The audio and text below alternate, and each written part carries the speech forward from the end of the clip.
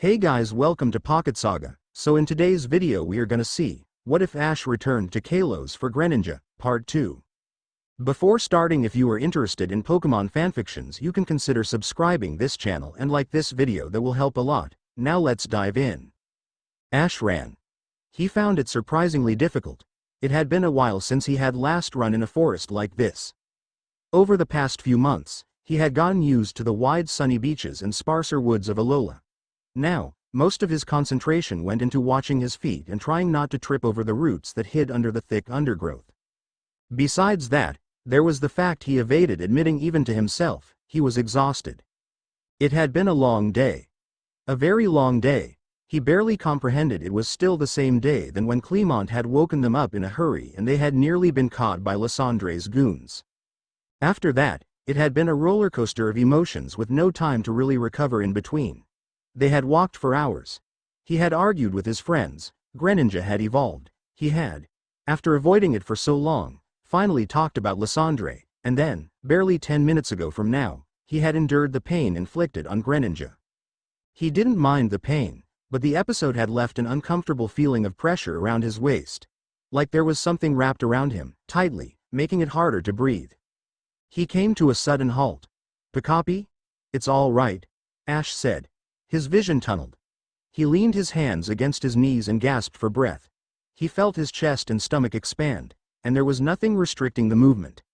He wrapped one arm around his midsection, feeling the soft cloth of his t-shirt against his palm. He still couldn't catch his breath. Pikachu jumped off his shoulder, planted itself right under Ash's face and looked up at him. Pika. I know, he mumbled. He took a deep breath, standing up again. The hyperventilation had made him feel slightly lightheaded, but at least the oppressive sensation had somewhat subsided. He sat down on a tree stump, rubbing the heels of his palms against his eyes until he felt a little bit more present again. He looked up and saw Pikachu still standing there, just watching him. "I'm so tired, Pikachu," he whispered. There wasn't another soul around, but he couldn't make himself to say it any louder. Pikachu jumped on his lap and headbutted his chest. It sat down on his knee, smiling up at him. "Pikachu, Shoo Pika. Pikapi." Slowly, his breathing evened out and he managed a smile back. "I won't give up," Ash said to it. He ran his hands down along its sides, and it purred happily. "I never give up." "You never do, Ether. And Greninja." He felt it in his chest, deep inside, like a second heart. "Greninja is waiting. And it's not giving up, not without a fight." He stood up. His mind was clear now. Pikachu scrambled on his shoulder, gently leaning against the back of his head. Ash faced the forest and kept going. It didn't take him long to find the compound after that. He ran until suddenly, the forest cleared around him. He had reached the edge of a cliff and there, he finally saw the compound stretch below him. He studied it. Two sides of it were pretty tightly aligned with the surrounding cliffs, while the front of the building faced a forest. The yard was bigger on that side, gravel and low grass only, and Ash spotted at least 3 guards in the area. Chain link fence surrounded the place. The only opening in it was located at the front. Not so carefully, much to Pikachu's disapproval, Ash slid down the rocky cliff edge and ended up in a narrow patch of wild growth at its base. He instantly went for the fence. It was quite high, at least 3 times as tall as he was, but he could climb. It would be no problem, except. He took a step back, considering the fence. There was thick barbed wire along the top of it and in few lines woven through the chain links. It wouldn't be impossible to climb over it, but he would definitely hurt himself and rip his clothes. He hoped to find another way. He started walking alongside it. Maybe there would be a hole in it somewhere, and he could sneak through. And that was how he found Greninja. The relief was a physical thing. Greninja was there, right in front of him. He grinned from ear to ear. Greninja looked back, wonder in its exhausted eyes. "You're all right," Ash whispered excitedly. "And you're out, now we just need to." Suddenly, there was the blue glow of Greninja's cut and it slashed at the fence. Ash felt the contact in his arm, and he winced in sympathy. The move hadn't done much damage to the fence. It had cut through some of the chain links but bounced back then. The metal of it was thick, gleaming in the sun. The fence looked brand new. Greninja growled in frustration and tried again. The move cut through few more links, but Ash quickly realized they wouldn't get far like this. He took a step forward and wrapped his fingers around the chain links, leaning as close to Greninja as he could. "Hey, it's all right," he told it. "Let's try something else." Greninja stepped closer. It brushed its knuckles against his fingers, closing its eyes briefly. Ash knew it was at its limits, physically and mentally. His stomach twisted. He glanced around and got an idea. "Pikachu, could you cut through with Iron Tail?" Pikachu considered this and nodded, then, activating Iron Tail. There was close to no space for it to maneuver, but it jumped up anyway, its tail slicing cleanly through the chain links as it landed. After few more of those, there would be a big enough hole for Greninja. Ash grinned in relief. "Awesome, Pikachu. Try it again." Pikachu climbed back up to his shoulder and crouched in preparation. That was when something smashed into Ash. Hard. He staggered back, hitting the cliff wall. Dust billowed and his world spun. The next thing he knew, he was flat on his back, staring up at the sky. "I got them!" Someone was shouting in the distance. "The boy and the Greninja too. They're behind Block C. I repeat, I need assistance." Ash sat up. His shoulder was on fire, and judging by the way his head throbbed, he had probably hit it somewhere on the way down. He looked around, squinting through the pain. Pikachu was at his feet, covering him from whoever had attacked them. On the other side of the fence, Greninja was pacing, the look of pure anger on its face. "Graveler, use Rock Slide again." Ash blinked, still slightly disoriented, but Pikachu was ready. It jumped into the air, and its Iron Tail easily obliterated the other Pokémon's attack. "All right, use Takedown." Ash grabbed the fence with his left hand and pulled himself up. He rolled his right shoulder experimentally and it hurt, but not blindingly so. Probably not broken, then. He watched the fight. Pikachu and the Graveler crashed into each other in front of him. Pikachu jumped back from it, slightly ruffled. The Graveler staggered on the spot, stunned. "Iron Tail, Pikachu," Ash said, even though Pikachu was already preparing for it. The move left the Graveler fainted on the ground, and the goon called it back to its Pokeball. He stared at Ash, speaking urgently into a radiophone. "Where is everybody? I need assistance, now." Pikachu dashed back to Ash, concern in its eyes. "I'm fine, buddy," he reassured it. "Great job with the battle." "Pika." Ash turned to Greninja. Then, he glanced past it and froze. On the roof of the building, just few meters above Greninja, stood Lysandre. His Pyroar stood next to him, its mean grin and flame like mane matching Lysandre's perfectly. Lysandre had his hands in his pockets, posture relaxed. He was watching them with a crooked smile. Dread crashed through Ash. "Greninja, watch out," he yelled, but it was already too late. Lysandre raised the remote controller, and both Greninja and Ash went down. "I know, a cheap move," Lysandre called smugly, "but what can you do?" Ash couldn't breathe. He crouched on the ground, every fiber of his being on fire. He saw Pikachu preparing for an attack and watched as it directed a desperate thunderbolt towards Lysandre. It was fruitless. The metallic fence between them ate most of the power and the attack fell short. Lysandre released the button, and Ash shot back up. "Lysandre!" he screamed. "Stop it, stop hurting Greninja." "I will," the man answered, frustratingly calm. "Just do as I tell you, and no one has to get hurt." Ash looked at Greninja and the rest of the world faded. It hadn't gotten up, still kneeling on the ground and trembling ever so slightly.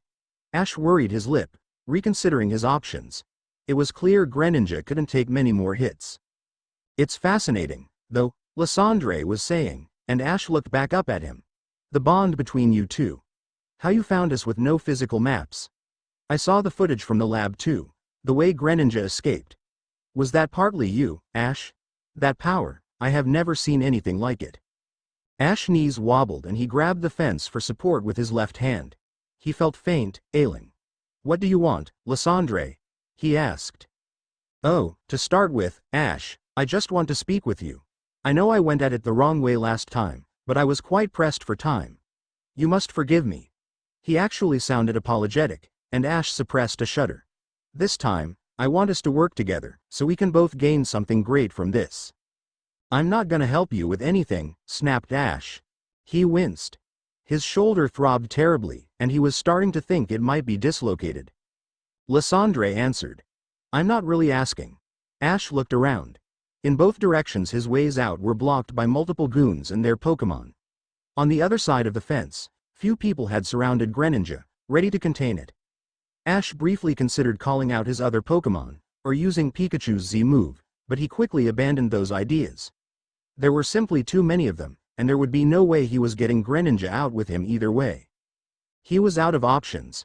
Greninja needed time to recover, and frankly, so did he. With a heavy heart, he nodded at Pikachu. They had a plan for this situation, though they had hoped it never came to happen. The Pokémon whined, quiet and sad, ears down. Ash turned his back to the fence and to Lysandre. He crouched down and put his palms together. Now, Pikachu, he murmured. What are you doing, Ash? Pikachu hopped onto his hands.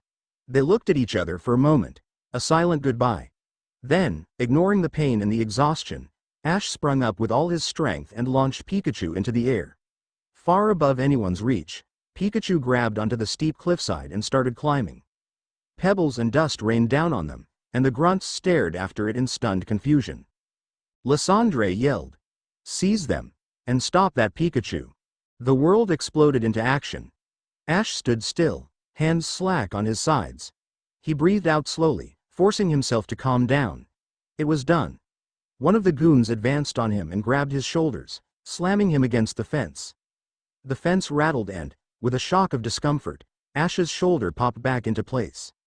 The pain instantly eased, leaving just a dull ache behind. It surprised him so much he blurted out, "Thanks," to the man holding him. Then he blinked, baffled. Sure," replied the man, equally confused. "Bring them to the lobby. I'll meet you there," Lysandre ordered. "And catch that damn Pikachu." Ash watched as the end of Pikachu's tail disappeared over the cliff edge. One of the guards slapped thick metal cuffs on his wrists and took hold of his arm. With a forceful snap, the cuffs attached to each other like magnets and left Ash with very restricted movement. The guard tugged at his arm. "Let's go, kid," he grunted. Ash stumbled after him. They walked around the building and through the front gates. Greninja was brought around the building too, flanked by two guards. Ash tried to catch its eyes, but it was keeping its head down, barely making effort in walking. Worry gnawed in Ash's chest. He wanted to run to it, touch it, see if it was okay. Though of course, he knew it wasn't okay. It was horrible to see it like that. Thin and pale, dragged along by faceless men. Ash felt rage, deep inside him. Not only at Lysandre and his operation, but also at himself. If he'd gotten here sooner. "Hey, watch it," snapped the man holding him, pulling on his arm roughly. Ash whipped his head around and noticed they had already crossed the lawn and nearly reached the front door. He had been about to trip over in the steps leading up to it, and the guard was not hiding his annoyance. Ash shuffled his feet, stalling. He looked the man up and down, evaluating his chances of success. The guy was pretty big and mean-looking, but hey, weren't they all? Either way, Ash didn't really care anymore. He had to see Greninja. He stopped abruptly, digging his heels into the ground and fighting against the guard's pull. The guard halted and turned an irritated glare at him. "What do you think you're doing?" he hissed through his teeth. "Come on." "I'm sorry about this," Ash said seriously. The man blinked, puzzled, and Ash acted. Using the man's hold as leverage, he leaned back with all his weight and kicked him straight into the side of his knee. The man screamed, and Ash was free. He knew he only had few seconds. He sprinted across the yard, reaching Greninja before anyone had realized what was happening. Ash's hands were still shackled together in front, but he raised them, gently taking Greninja's head in his palms. "Greninja," he breathed. Its skin was cold and clammy. It looked unhealthy, barely there. But then the Pokémon opened its eyes, and Ash took a surprised breath. There was fire in Greninja's gaze. Determination. Even Ash had missed it. It hadn't given up yet. No, it had a plan. They looked at each other and a deep feeling of calm overtook Ash. He wasn't sure if it came from Greninja or from him, but it was a different sort of power altogether. "Be careful," Ash whispered. Greninja closed its eyes. Nodding ever so slightly, Ash dropped his hands and took a step back. Arms wrapped around him and he let himself be hefted away. He took the moment to look around. Every guard on the yard was staring at him, hands on their belts. The guard he had kicked was sitting on the steps, massaging his leg and glaring daggers in his direction. "Let's make this clear, boy," growled the man who now had him. He dropped Ash back on the ground and took his arm in death grip. Ash thought he looked even bigger and meaner looking than the previous guy. "Boss said to be nice with you," he grumbled, "but if you do something like that to me, I'm breaking your fingers." "I just needed to see it," Ash said, aiming for a meek voice. "I'm sorry." "Sorry, don't cut it here," the man answered. "Only boss's word." Ash glanced back at Greninja, but the Pokémon had its head down again. The guard tugged at his arm and reluctantly, Ash followed him up the steps and into the front lobby of the building. Lysandre was already standing there, waiting. He had his arms crossed and his pinstripe suit was straining against his wide shoulders. Ash had forgotten how tall he was. He looked imposing, bigger than life.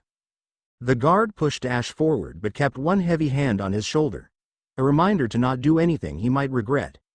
Ash took a stand, head held high, and stared Lysandre down. "What happened out there, Ash?" asked Lysandre, like he was scolding a little kid.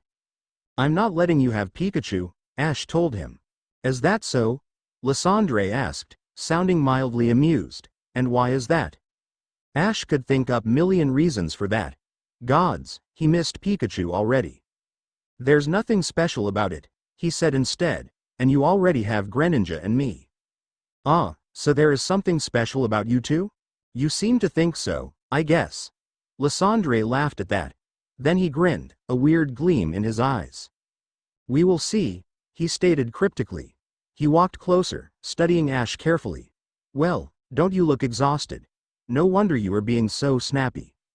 Ash had no idea what to say to that. "Are you hungry? I could get you some dinner," Lysandre continued, clearly not minding the silence. "We should have that cut looked at, too."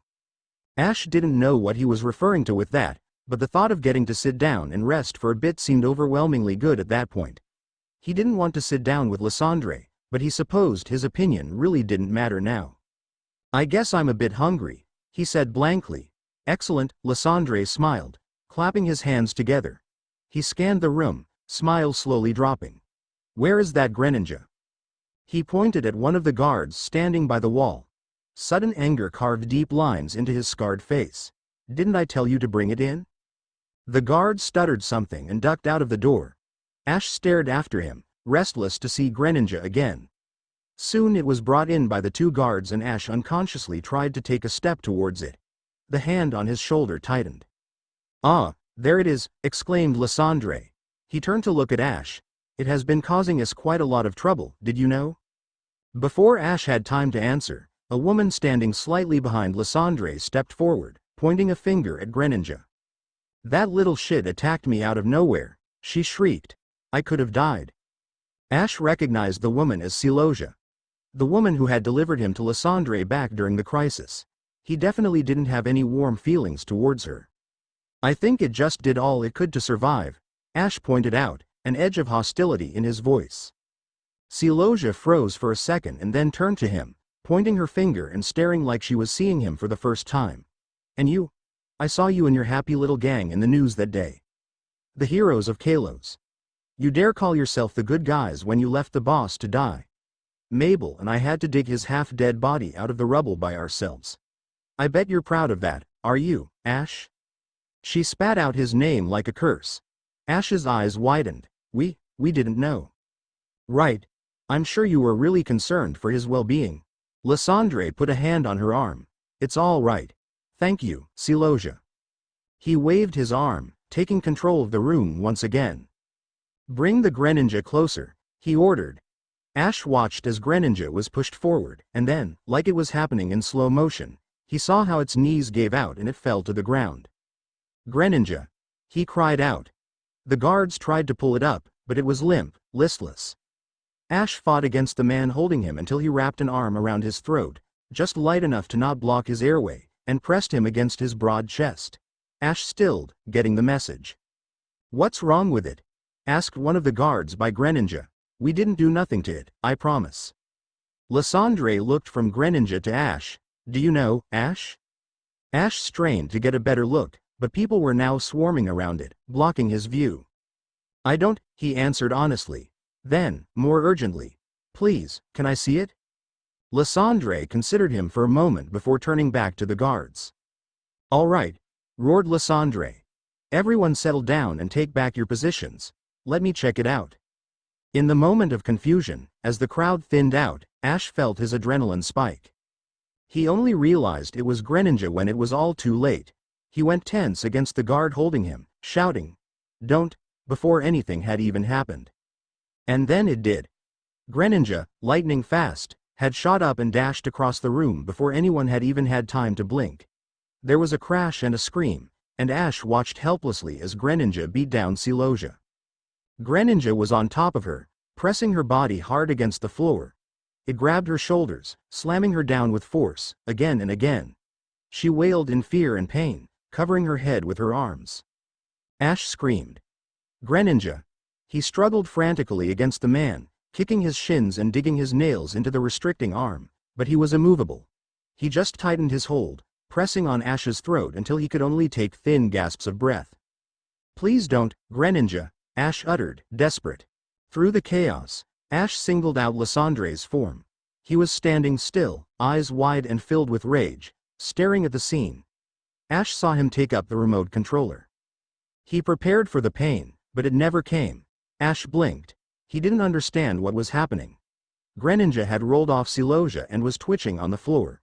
It panted in pain, its body rolling into a tight ball. Ash's limbs had gone numb.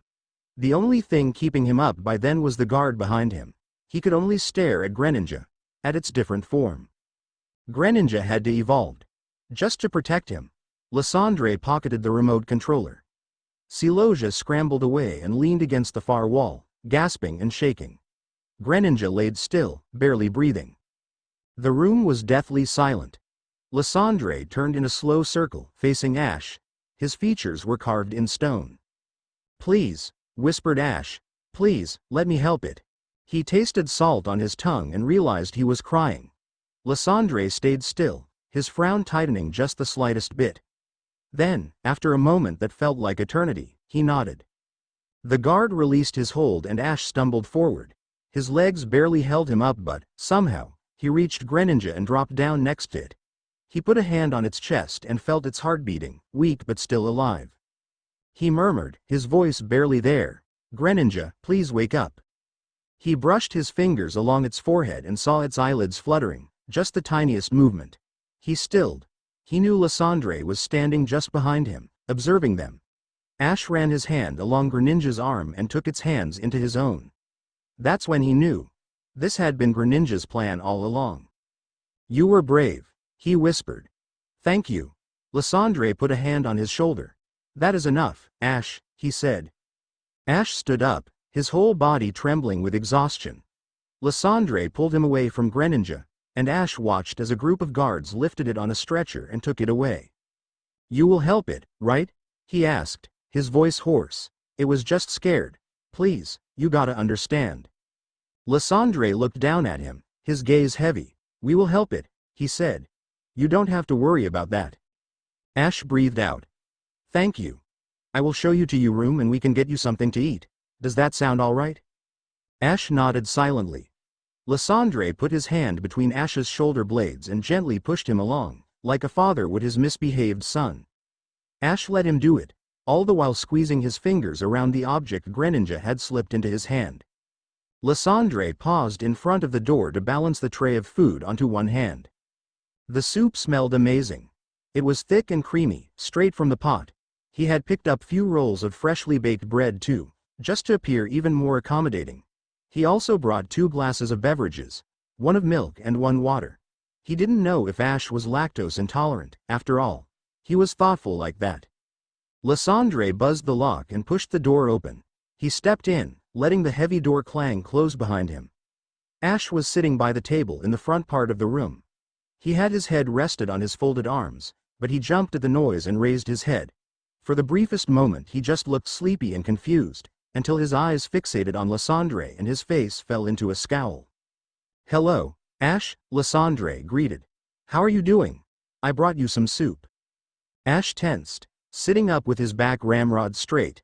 His hands on the tabletop were shaking minutely. "Where did you take my Pokémon?" he asked. His voice was quiet but steady. Lysandre set the tray on the table in front of Ash. The boy eyed the food but did not reach for it. "I promise you they are safe," Lysandre said gently. "Please, try the soup. It's really good."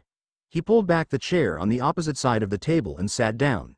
He folded his hands on his lap, relaxing against the chair back. Ash did not relax. His scowl deepened and his hands balled into fists. "Where are they?"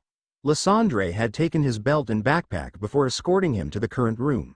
He hadn't resisted much then, but Lysandre guessed he had still been quite shocked about his Greninja. Now, he clearly wasn't happy to be separated from them.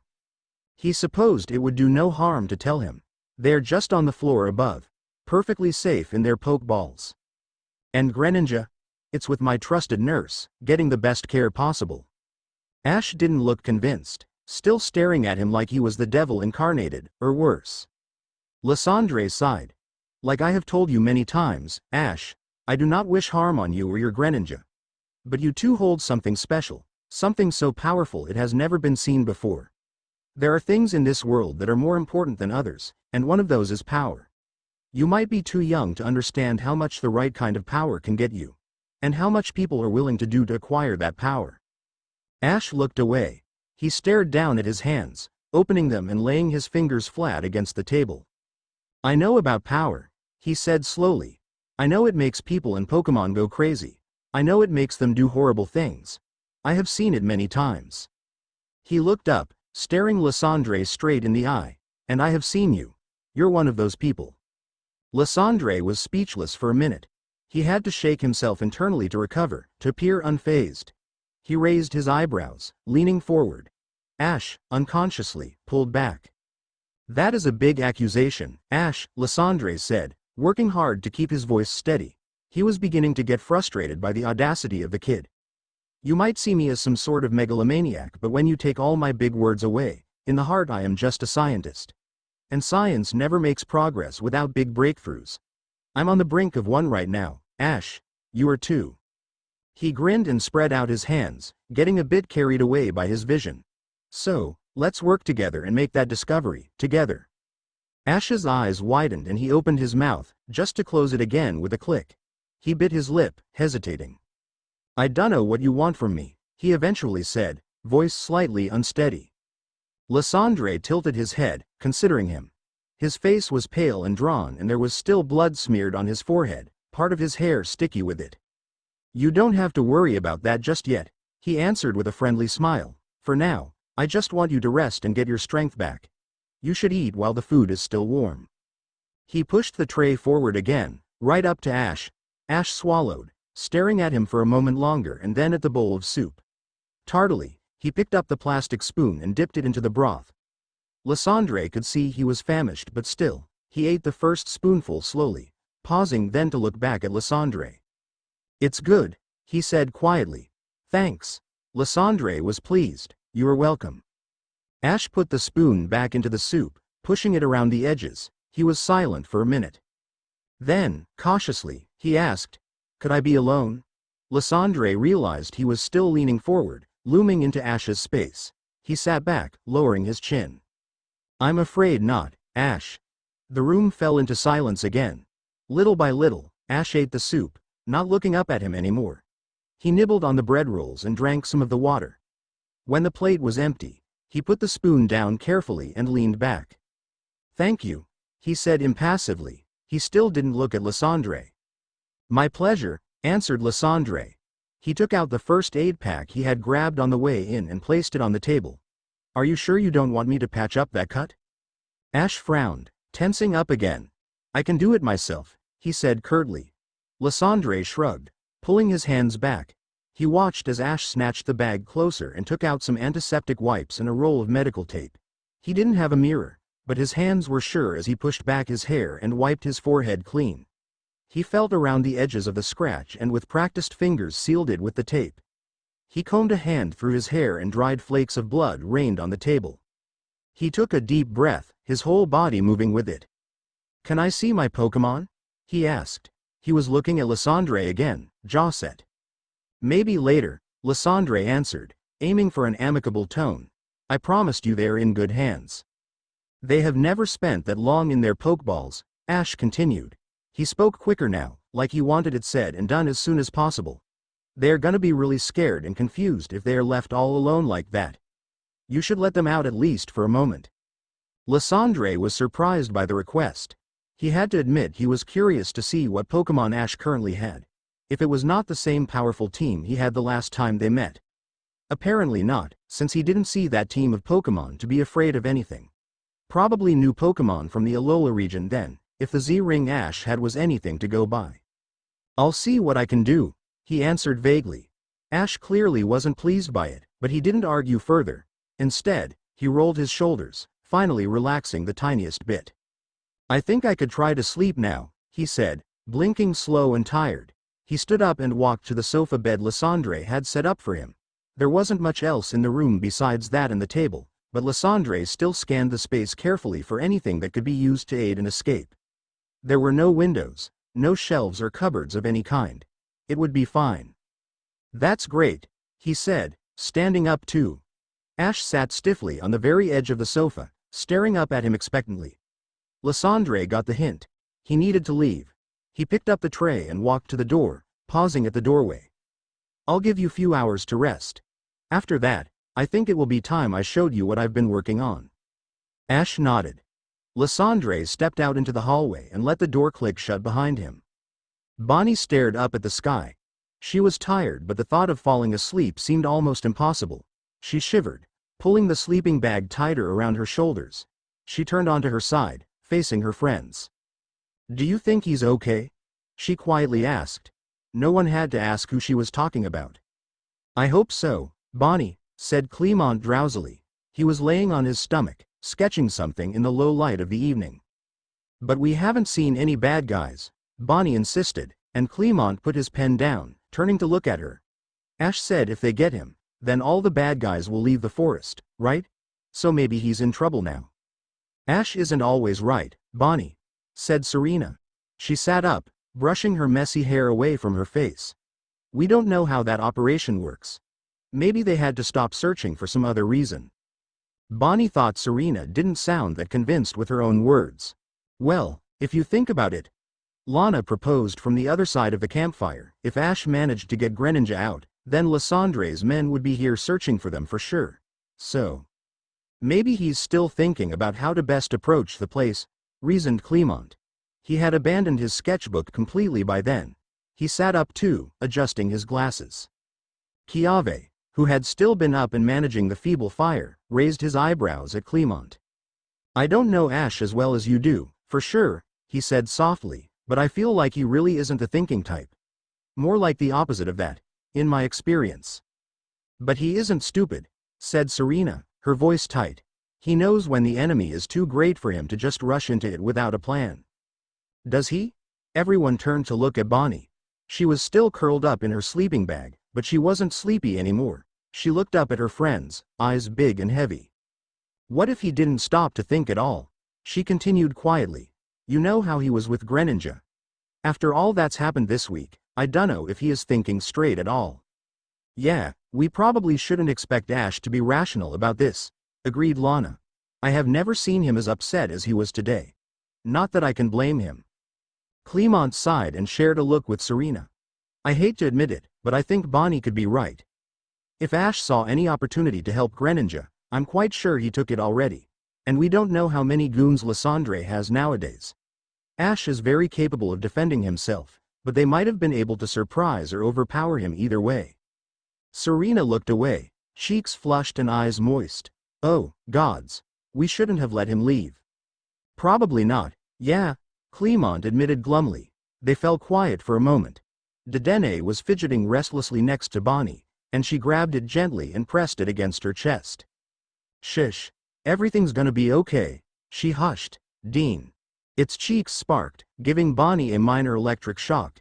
She jerked, mostly in surprise, and brought the Pokemon up to her face. Careful, Dedenne. Deneen. Dean. It squirmed in Bonnie's hands, wiggling until it managed to slip free. Its cheeks were sparkling stronger now. It bounced away from her, staring intensely into the forest. Bonnie rubbed her eyes, sitting up.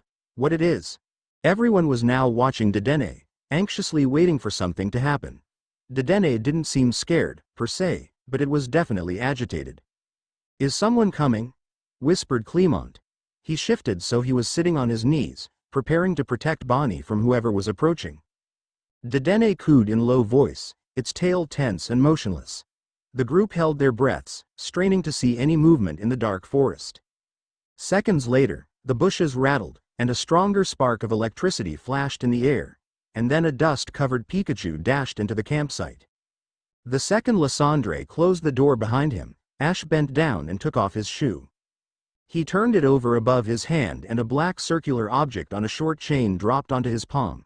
He brought it closer to his face, turning it over in his fingers. It looked kind of like a key ring, but there was no actual key attached to it. Just the flat object with no writing or other marks on it. This was what Greninja had risked its life for. Ash closed his eyes, feeling sudden frustration by the uncertainty. The object had been Celoja's. Ash looked at it again. He had been sure it would be a key, but he hadn't had a chance to really look at it before now. He had held it in his fist all the way when they took the elevator down and while walking through the hallways, and the first moment Lysandre looked away he had slipped it into his shoe. And now he had it in his hands again, but he still had no idea what it was. What were you thinking, Greninja? He murmured into the empty room. He leaned back, settling into the sofa bed. His whole body ached. It felt unimaginably good to lie down. He blinked slowly, half asleep already. He raised the keychain above him, spinning it idly around in his fingers. Looking at it against the stark white ceiling, it kind of reminded him of the remote car key his mom had. Ash froze, staring at the object. His pulse skyrocketed. An electrical key fob. He stood up and paced around the room with new vigor. If it was one, he had to think about his next move carefully. If it really could open any, or even most, doors in the building, it would change everything. Ash eyed the locked door of his room. At the very least he was going to have to wait until Greninja was fully healed. It would do no good to rush out right away. He was deep underground and he now knew how many goons Lysandre had working for him, watching the place. Greninja was held somewhere in the building and so were his other Pokémon. At the moment, he was completely alone. Ash sat back down, squeezing his fingers around the key fob. He spotted the roll of medical tape Lysandre had left for him on the table, and an idea started forming in his head. He would wait for now, and when it was time to act, he would be ready. Pika, Pikachu. Bonnie wiggled out of her sleeping bag. Pikachu was blabbering, running around in a circle, cheeks sparkling with agitation. Ash had not followed it out of the forest. Hey, Pikachu! Bonnie called softly. It paused to look at her, and she crawled closer, encasing it into a tight hug. It was trembling all over, whining under its breath. You're safe now, she whispered. Her throat felt tight. She was so worried she was about to burst into tears any moment. She sniffled, petting Pikachu until it calmed down enough to focus on her. Where's Ash? It wailed a low, Pika. Its legs wobbled and it sat down, completely spent. It must have been running around looking for us for hours, Clement wondered aloud. He crawled next to Bonnie and placed his hand on Pikachu's back. It's exhausted. I don't see any major damage though, fortunately. So they really did get Ash, said Lana gravely. Bonnie looked around. Serena had her hands in front of her mouth, shocked to her core. Kiave was scowling, fists clenched and fire in his eyes. Dedenne nudged Pikachu's nose and they had a short conversation through electricity. Clement sat back and leveled a serious look at each of their friends. I know you all are scared for Ash and want to rush to help. I do, too, but hear me out. He's tough. He can take care of himself for one day. His voice wavered and he took a deep breath, calming himself. I suggest we stay put and rest for tonight. I have an idea how we might be able to help Ash and Greninja escape, but I need time to build the machines for that. That will take some focus and I'm way too tired now to build anything. We all are. Even you, Pikachu, he added, when the Pokémon raised its head defiantly. Serena dropped her hands, sighing deeply. Clement is right. We need to approach this very carefully. Let's try to get at least few hours of sleep and then we can go through our thoughts for the plan. Yeah, I have few ideas too, Kiawe said with a nod. But I will need to see the building first. How many entrances there are, how many guards patrolling, things like that. We need to go observe the building when the sun has risen again. I hate waiting around, but I guess you guys are right, Lana agreed. We really need the rest. Bonnie glanced down at Pikachu. What do you say, Pikachu? It looked up at her, eyes wide and desperate. You know Ash the best, Bonnie added softly. Is he gonna be okay for tonight? Pikachu's ears flattened against its head. It looked away, hesitating. Then, it nodded. Bonnie smiled. She crawled back into her sleeping bag and kept the opening stretched with her hand, leaving space for the Pokémon. Dedenne sprinted in, curling up on her stomach. Pikachu edged closer too, settling gingerly against her shoulder. I'm proud of you, Bonnie whispered to it. Tomorrow, we are gonna save Ash together. In the pale light of early morning, they got to work. Kiawe had just left with Pikachu to scout the compound, and the girls were preparing their backpacks for the day. Clement was deep in thought, crouched over his build, when Serena said, I think we should call Elan. He raised his head and turned to look at her. Huh? Why? Think about it, said Serena. He worked with Lysandre for a long time. He might be able to help us. Clement rubbed his chin. That's right, actually. Do you think he'll have time for us? Don't be silly, big bro, huffed Bonnie. If he hears Ash is in trouble, I'm sure he's gonna drop everything to help. I bet he hates Lysandre even more than we do. I guess that's true, Clement said with a small smile. We could try to call him. Or could you do it, Serena? I need to continue this build, or it will never be ready in time. Yeah, sure, Serena replied. She fished her mobile out of her bag. It had a tiny screen for video calls and she and Bonnie crowded around it. It took a moment for the call to connect, but finally Elan's face popped on the screen. Serena and Bonnie. What's up? He asked, rubbing his eyes. He had shaved, but his hair was all over the place and his face was pale with exhaustion. Serena was suddenly at a loss for words. Hey, Elan, we need your help. It came out much more bluntly than what she had meant to, and Elan's whole demeanor changed into a state of alarm. What is it? Are you guys okay? He leaned closer to the screen, eyes wide. Did you find Lysandre? Well, yeah, we kind of did, Serena said, shrugging helplessly. Well, Ash. Ash is with him right now, Bonnie blurted out. He ran off yesterday and got caught. Elan blinked a few times, face blank. He ran off, and got caught? By Lysandre? Serena nodded. She got the sudden urge to cry, but she breathed in deep, holding it back. There was no time for a breakdown. Few seconds of anxious silence ticked by. Then Elan's face twisted, and he slammed his fist into the table, making both Serena and Bonnie jump. Fuck! He yelled. He stood up and paced away, turning on his heels then and striding back to the screen. We need to get him out right now. What in the name of Arceus are you still doing sitting around? How could you let him just, fuck? Serena felt frozen in place. Bonnie had drawn her knees up to her chest. She was in tears. Serena didn't know when it had happened, but Lana had abandoned her project and was leaning over their shoulders, addressing Elan. Hey dude, calm down, she said sternly. We have a plan and it's gonna work, so just chill it. We know we messed up and we are already blaming ourselves enough for it. Elan was still clearly upset, but he nodded, closing his eyes briefly. You're right, he ground out. He breathed out slowly, his shoulders deflating. I'm sorry. It's just that we should have known this would happen. I should have known. He brushed both of his hands through his hair, making it stick up even more.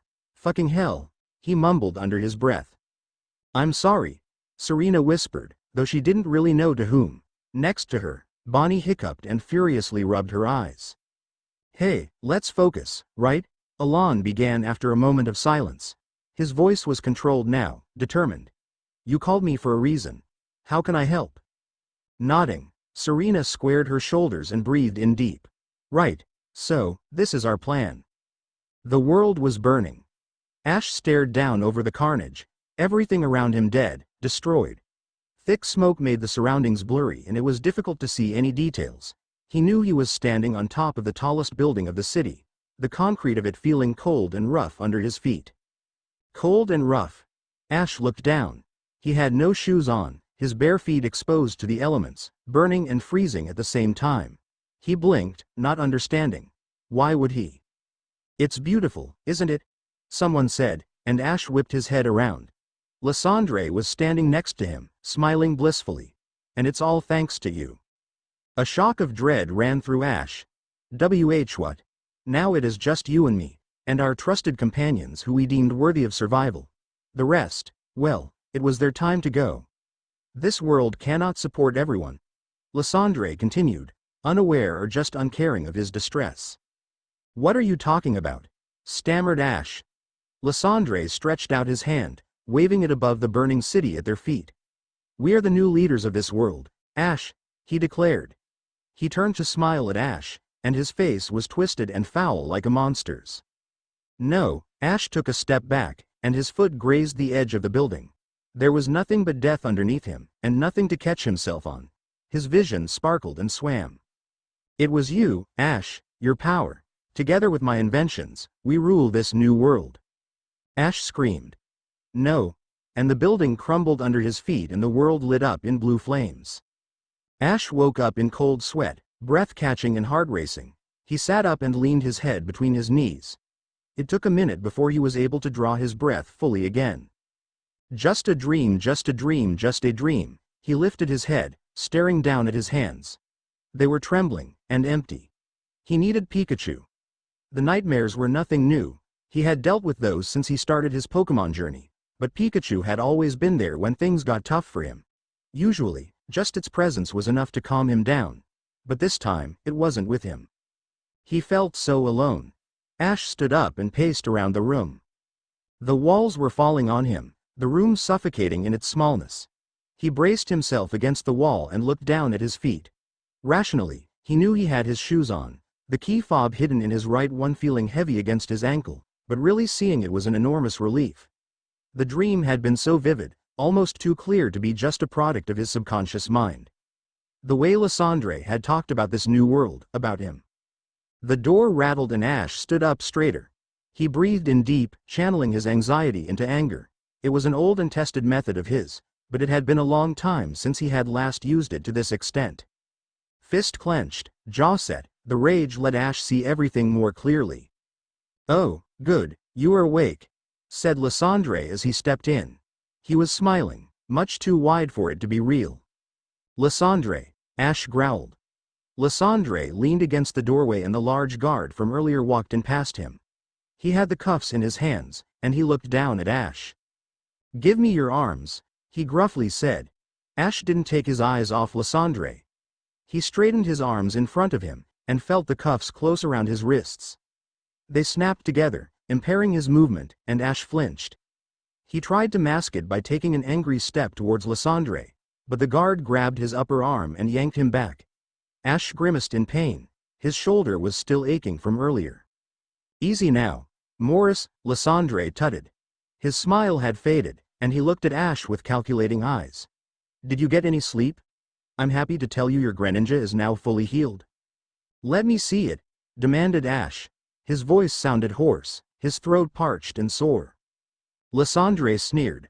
"All in good time, Ash," he said.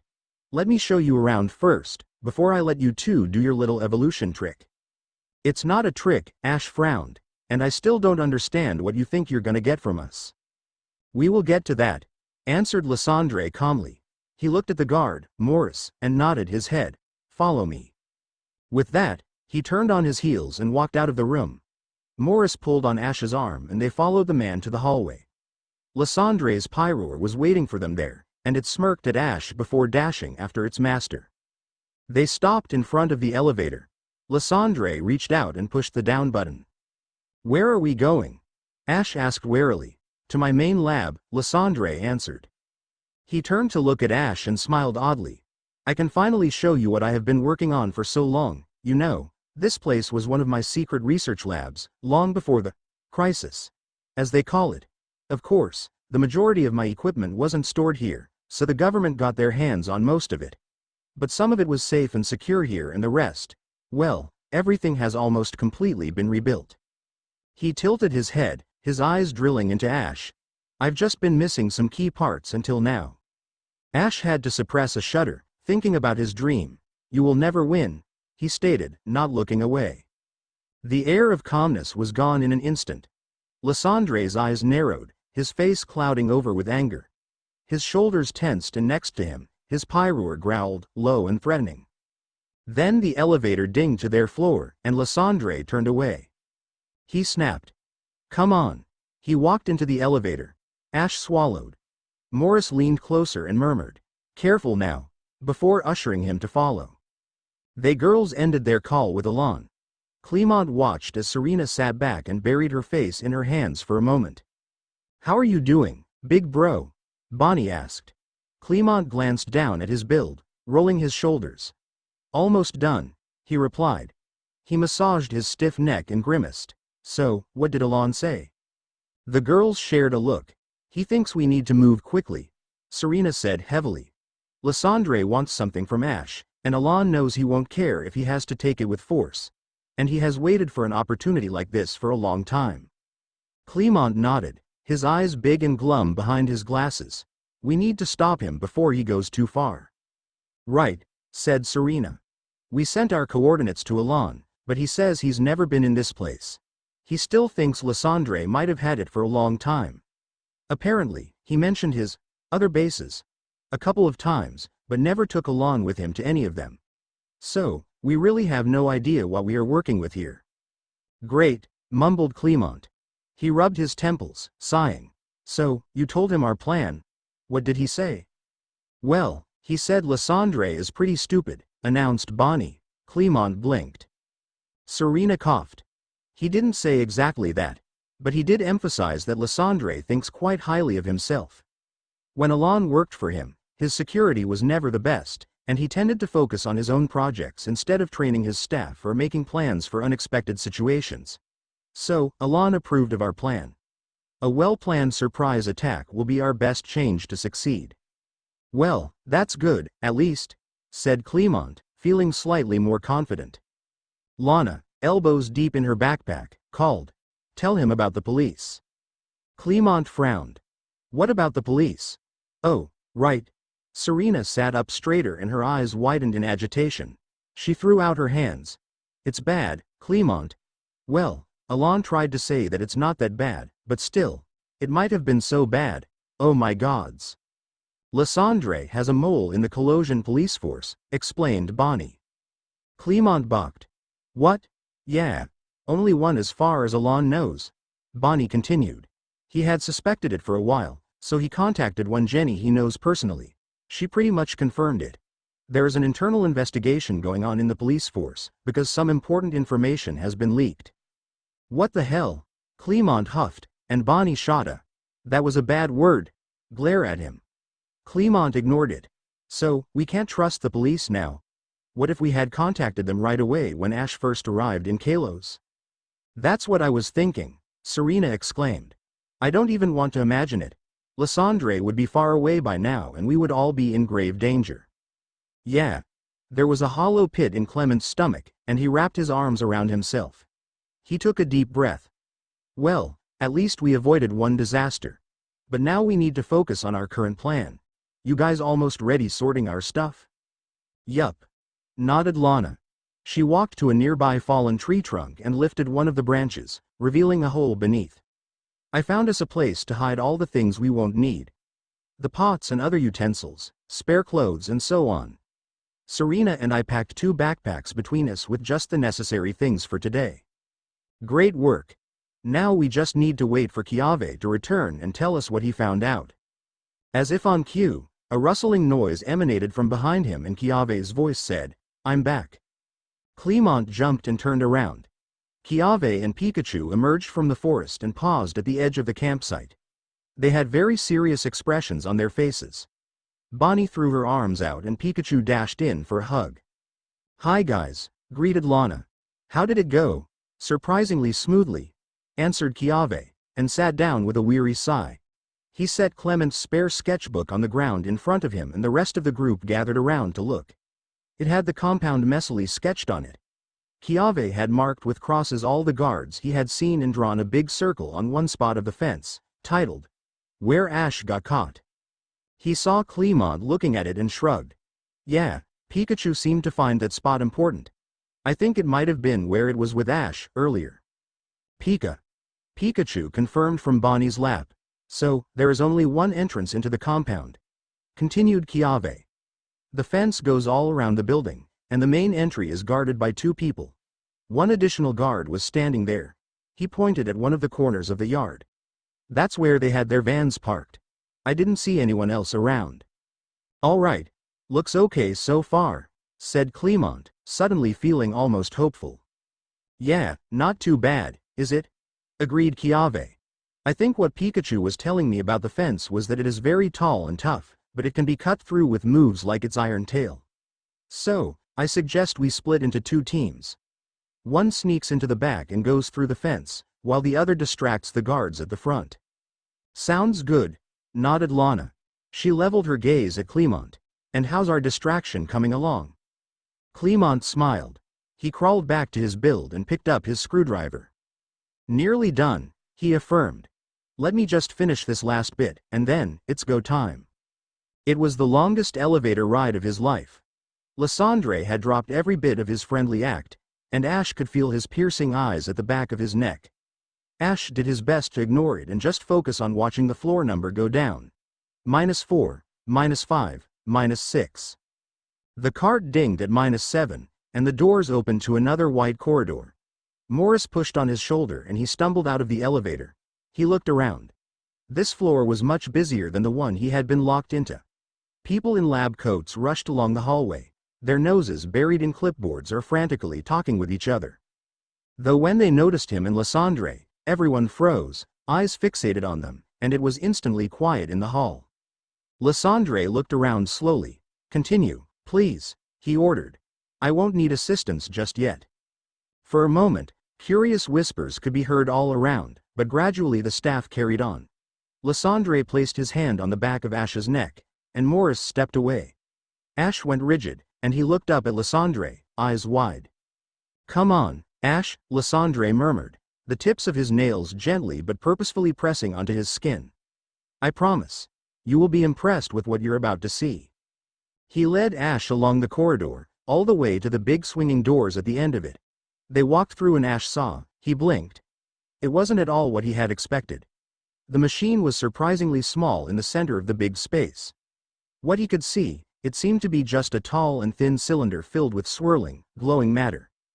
Attached to it was also a control panel, a bunch of wires and some smaller parts that meant nothing to Ash. What is that? He couldn't help but ask. This, Ash, said Lysandre with a borderline manic grin, is the future. He released his hold on Ash and walked up to the control panel, picking up something from a container next to it. He held it in his fingers, showing it to Ash. Ash stared at it, puzzled. A mega stone? Not quite, chuckled Lysandre.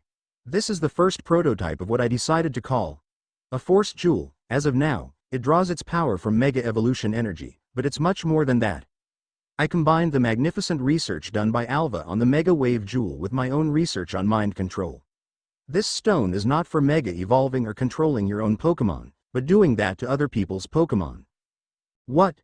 No way, yelped Ash. Lysandre smiled. But that is not all, Ash. This current version, it's just not enough for me. I haven't yet been able to complete what I've really dreamed of inventing. Nothing that I've tried so far has worked. Even though my technology on mind control has improved drastically, there has still been something essential missing from it for this concept to work. He squeezed his fingers around the jewel and trained his gleaming eyes at Ash, because what I really want, Ash, is not only for the Force Jewel to control mega-evolved Pokémon, but those Pokémon's trainers as well. Dread crashed through Ash. He felt lightheaded, and he had to remind himself to breathe. He couldn't wrap his head around Lysandre's words. Why would he want that? How would that even? Lysandre was clearly expecting an answer from him. Ash's mind was blank. The only thing he managed to choke out was, "Why, Lysandre? Don't you see?" The man boasted. Some of the most influential people on this planet are Pokemon trainers. When I have control over them, I can finally make the rest of the world understand my vision of a better, more beautiful world. The people might not believe me, but surely, they will believe when Champion Diantha is the one saying it. And if they won't, well, then they didn't deserve this life anyway. He looked down at the jewel resting on his palm and smiled blissfully. When I figure out how your bond with your Greninja works, how that energy is different from normal Mega Evolution energy, that will be the missing piece for me to gain this ultimate power. Suddenly, Ash was seething with anger. That's never gonna happen, he yelled. I thought I could practice on your little gym leader friend, Lysandre carried on. Clemont, right? But now that you are here, we can get straight to the point. I have everything I need here, ready to go.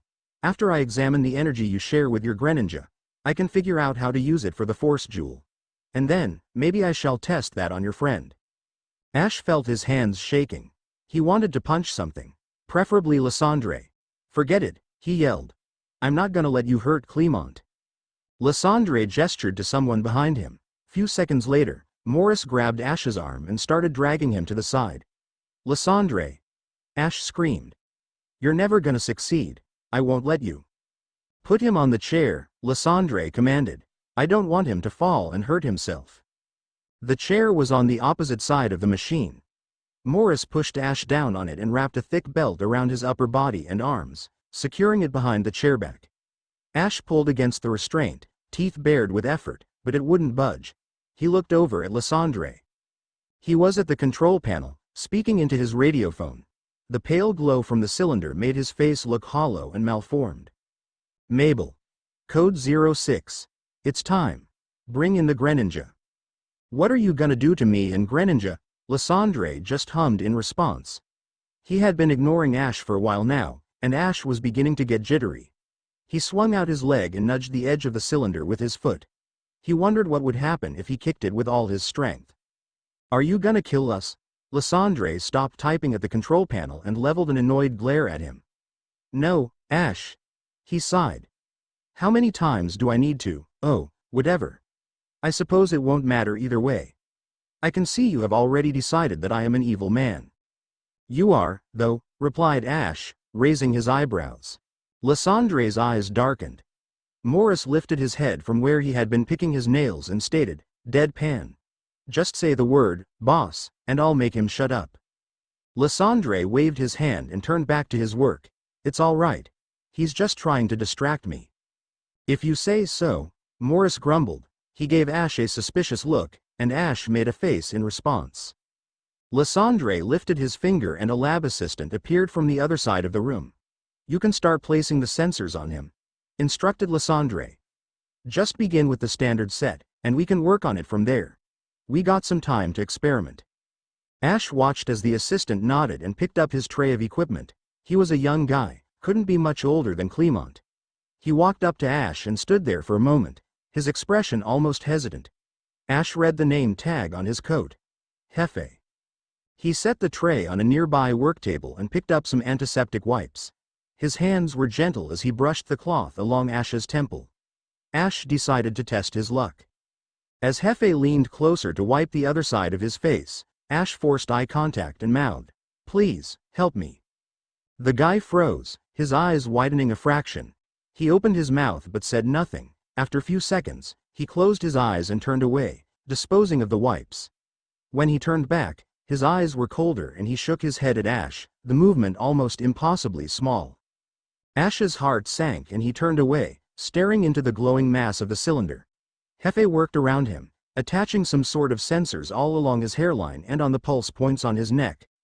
When he was done, he turned on his heels and walked quickly back to Lysandre, announcing, "I'm done, sir." Lysandre did a cursory glance towards Ash. "Looks fine. You can do the Greninja too. Mabel should be here shortly with it." Ash perked up at the mention of Greninja. He strained his neck, trying to catch a glimpse of the doorway. There were sounds approaching, and Ash saw the doors swinging open and one of the guards walked in, followed by Mabel and Greninja. "Greninja!" he shouted, and the Pokémon paused, its head whipping around towards his voice. When it saw him, it relaxed slightly, and its eyes lit up with relief. "Ni Grenny," it called back. Ash smiled. It looked much better than the previous day, though still too sallow and thin in his opinion. "Bring it over here," ordered Lysandre. Ash's stomach twisted as he watched Greninja get dragged away from his line of sight, to the opposite side of the cylinder. After few minutes of hassle, they brought it around, and Ash saw it was covered in similar sensors as he was. It was also heavily chained, its arms attached to the band around its midsection. They locked eyes with each other, and Ash could feel it bubbling under his skin. The bond. The power. "I'm so sorry about all this, Greninja," he said to it, not caring about the way everyone was staring at them. "Ninja, Grenin," it replied with a deep scowl, refusing his apology. "Grey Greninja." Ash chuckled softly. "We're a team, huh? I guess you're right." Greninja nodded decisively. Ash smiled. "Yeah, we're in this together." Lysandre didn't look happy about their conversation. He stepped between them, snapping metal bands around Greninja's upper arms. Connected to them were thick wires that ran down and along the floor and attached to the main machine. "All right, that should do it," he spoke, stepping back and rubbing his hands together. Greninja twisted around uneasily, looking down at itself. Lysandre addressed his lab team. "We need to make sure those wires stay connected the whole time. One of them is collecting their energy readings, and the other one is an amplifier, so we'll get a prolonged effect. I need one of you to keep an eye out for their vital signs. We don't want them to lose consciousness halfway through. That would slow our process significantly. We can work on the placement of those sensors, but for now they should be able to collect at least some useful data." Ash felt his mind filling with white noise as Lysandre spoke. It was only the steadiness of Greninja's gaze that kept him from having a full-blown panic attack. He clenched his fists, sucking in a breath.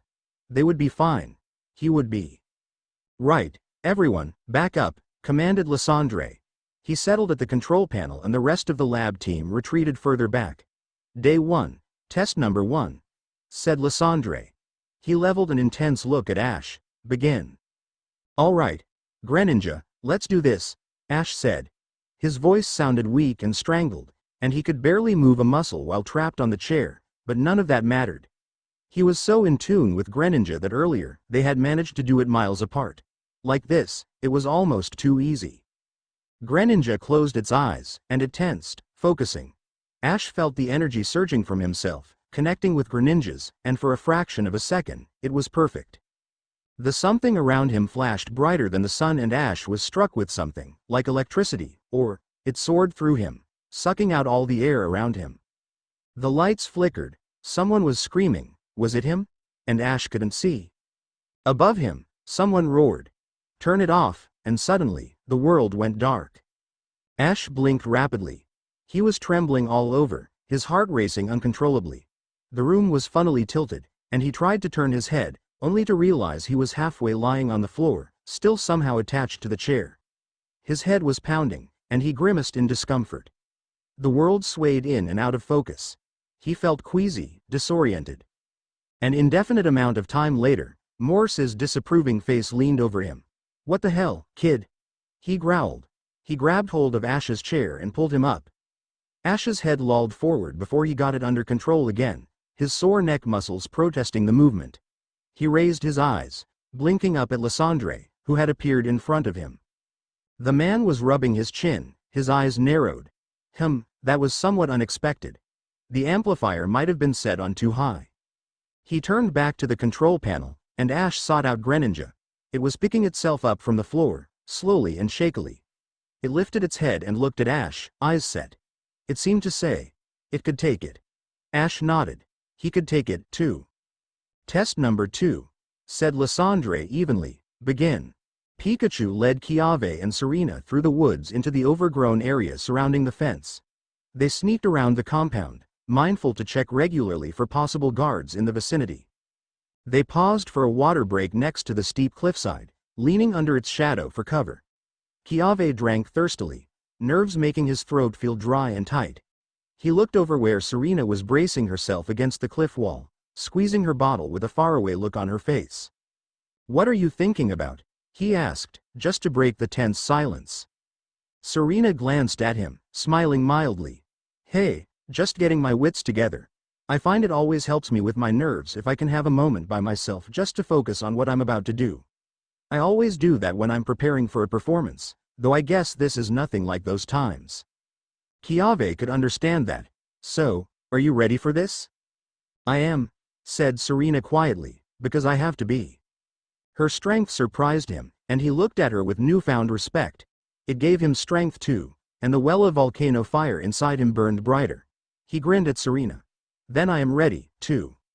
While they were talking, Pikachu had crawled farther away from them. Suddenly, it wailed, sad and soft. Pikapi. What is that? Whispered Serena, squinting towards where Pikachu was. Kiave put down his water bottle, trying to spot what they were seeing. What is what? Look, said Serena, and sneaked forward. She pushed away some tall grass and went. Oh. Kiave walked next to her. Pikachu sat on the ground, holding something red. Kiave's skin crawled. Ash's hat, he stated blankly, the realization hitting him hard. Serena bent down and took the cap from Pikachu. Pikachu cooed sadly but didn't resist. I'm so sorry, Pikachu, Serena murmured, squeezing the hat in her fingers. We will get him to safety soon, I promise. Kiave inspected the fence next to them. The grass and bushes around it were clearly trampled on recently, and there was a wide gash in the fence, the chain links and barbed wire cleanly cut through. So, this is where you tried to get in the last time, he whispered, thoughtful. It is a good spot. Very secluded, and there is even a window open just there. Yeah, agreed Serena. Let's make the entrance hole here and wait for Clement's signal. She turned to Pikachu. Right, Pikachu? Pikachu flashed its iron tail. Pikachu, it confirmed, and with that, it got to work. After the third attempt, Lysandre made everyone take a break. He paused his program and inspected Ash. The kid was resting limply against the chair, breathing harshly.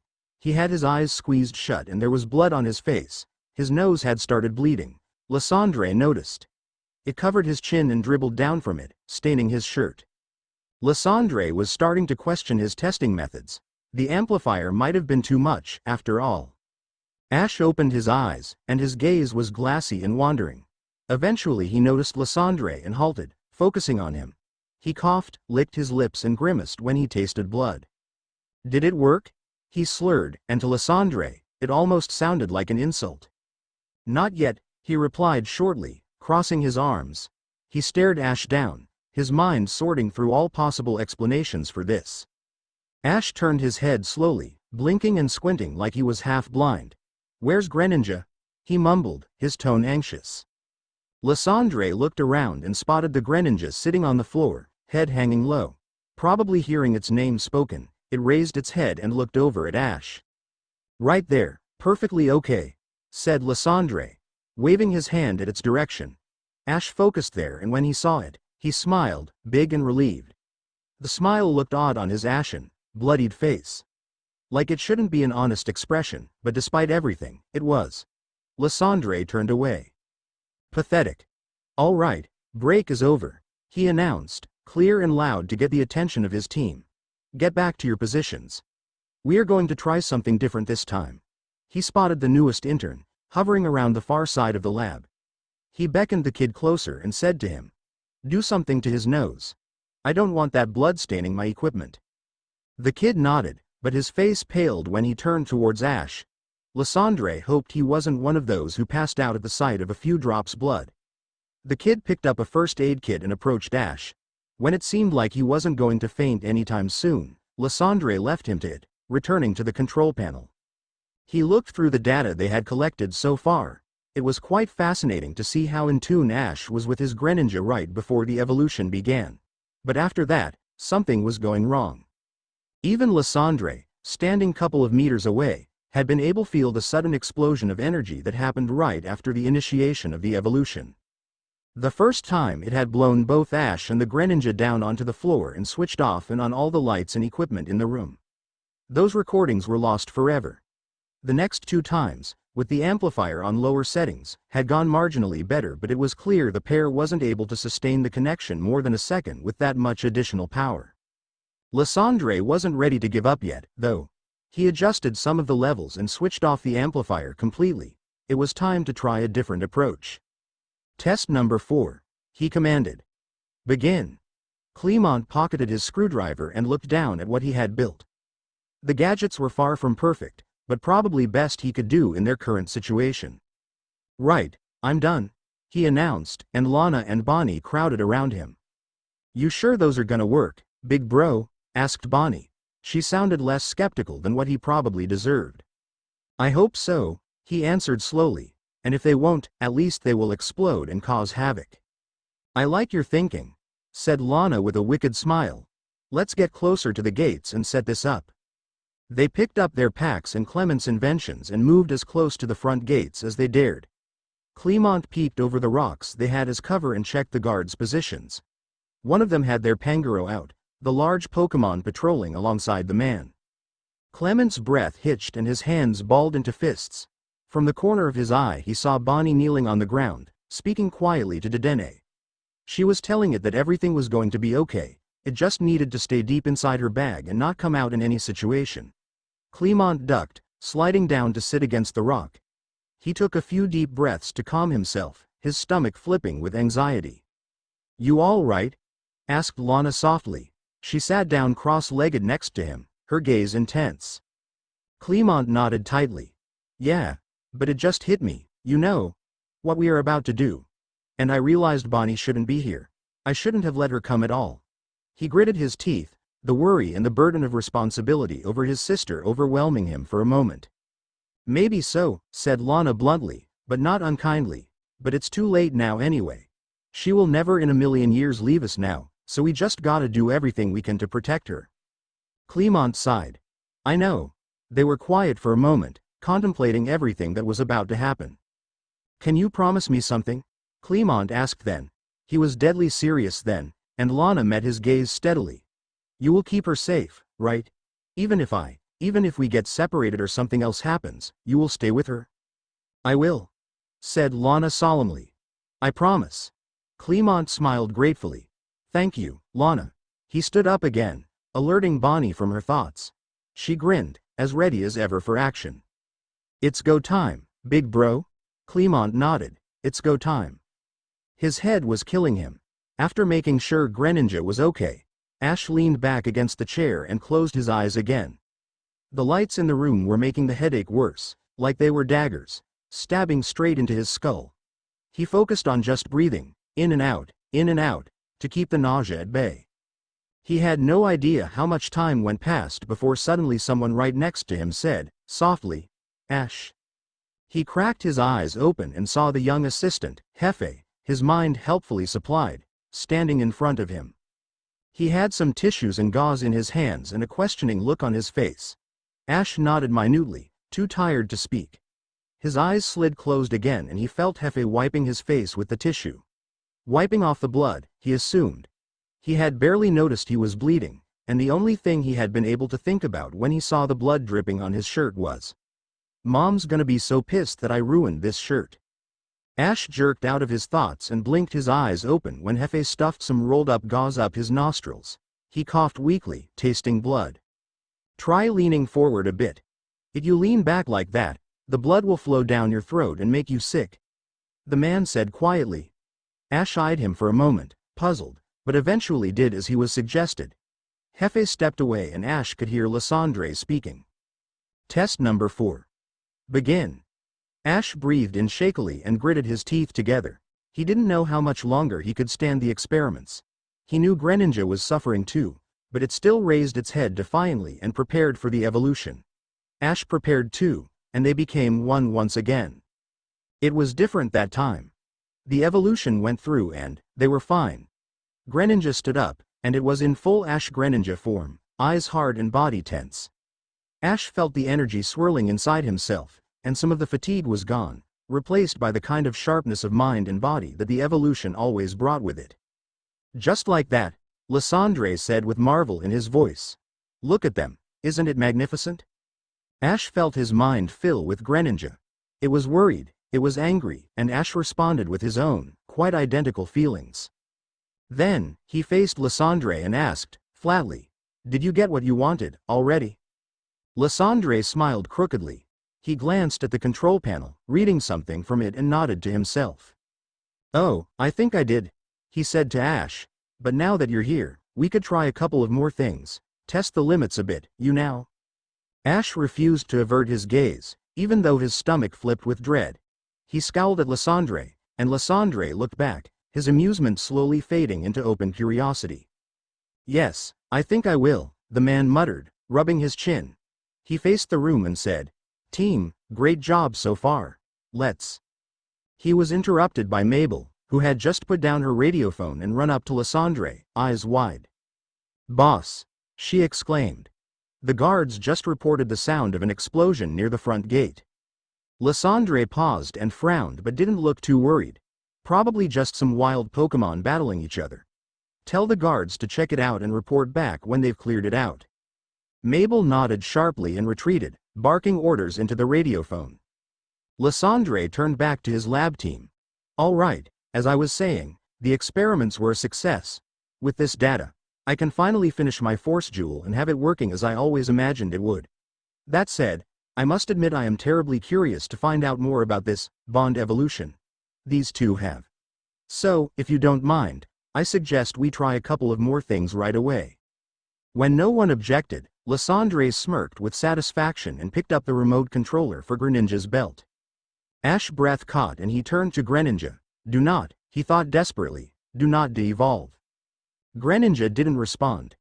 Its mind was flaming with rage and it stepped forward, like it wanted to put itself between Lysandre and Ash.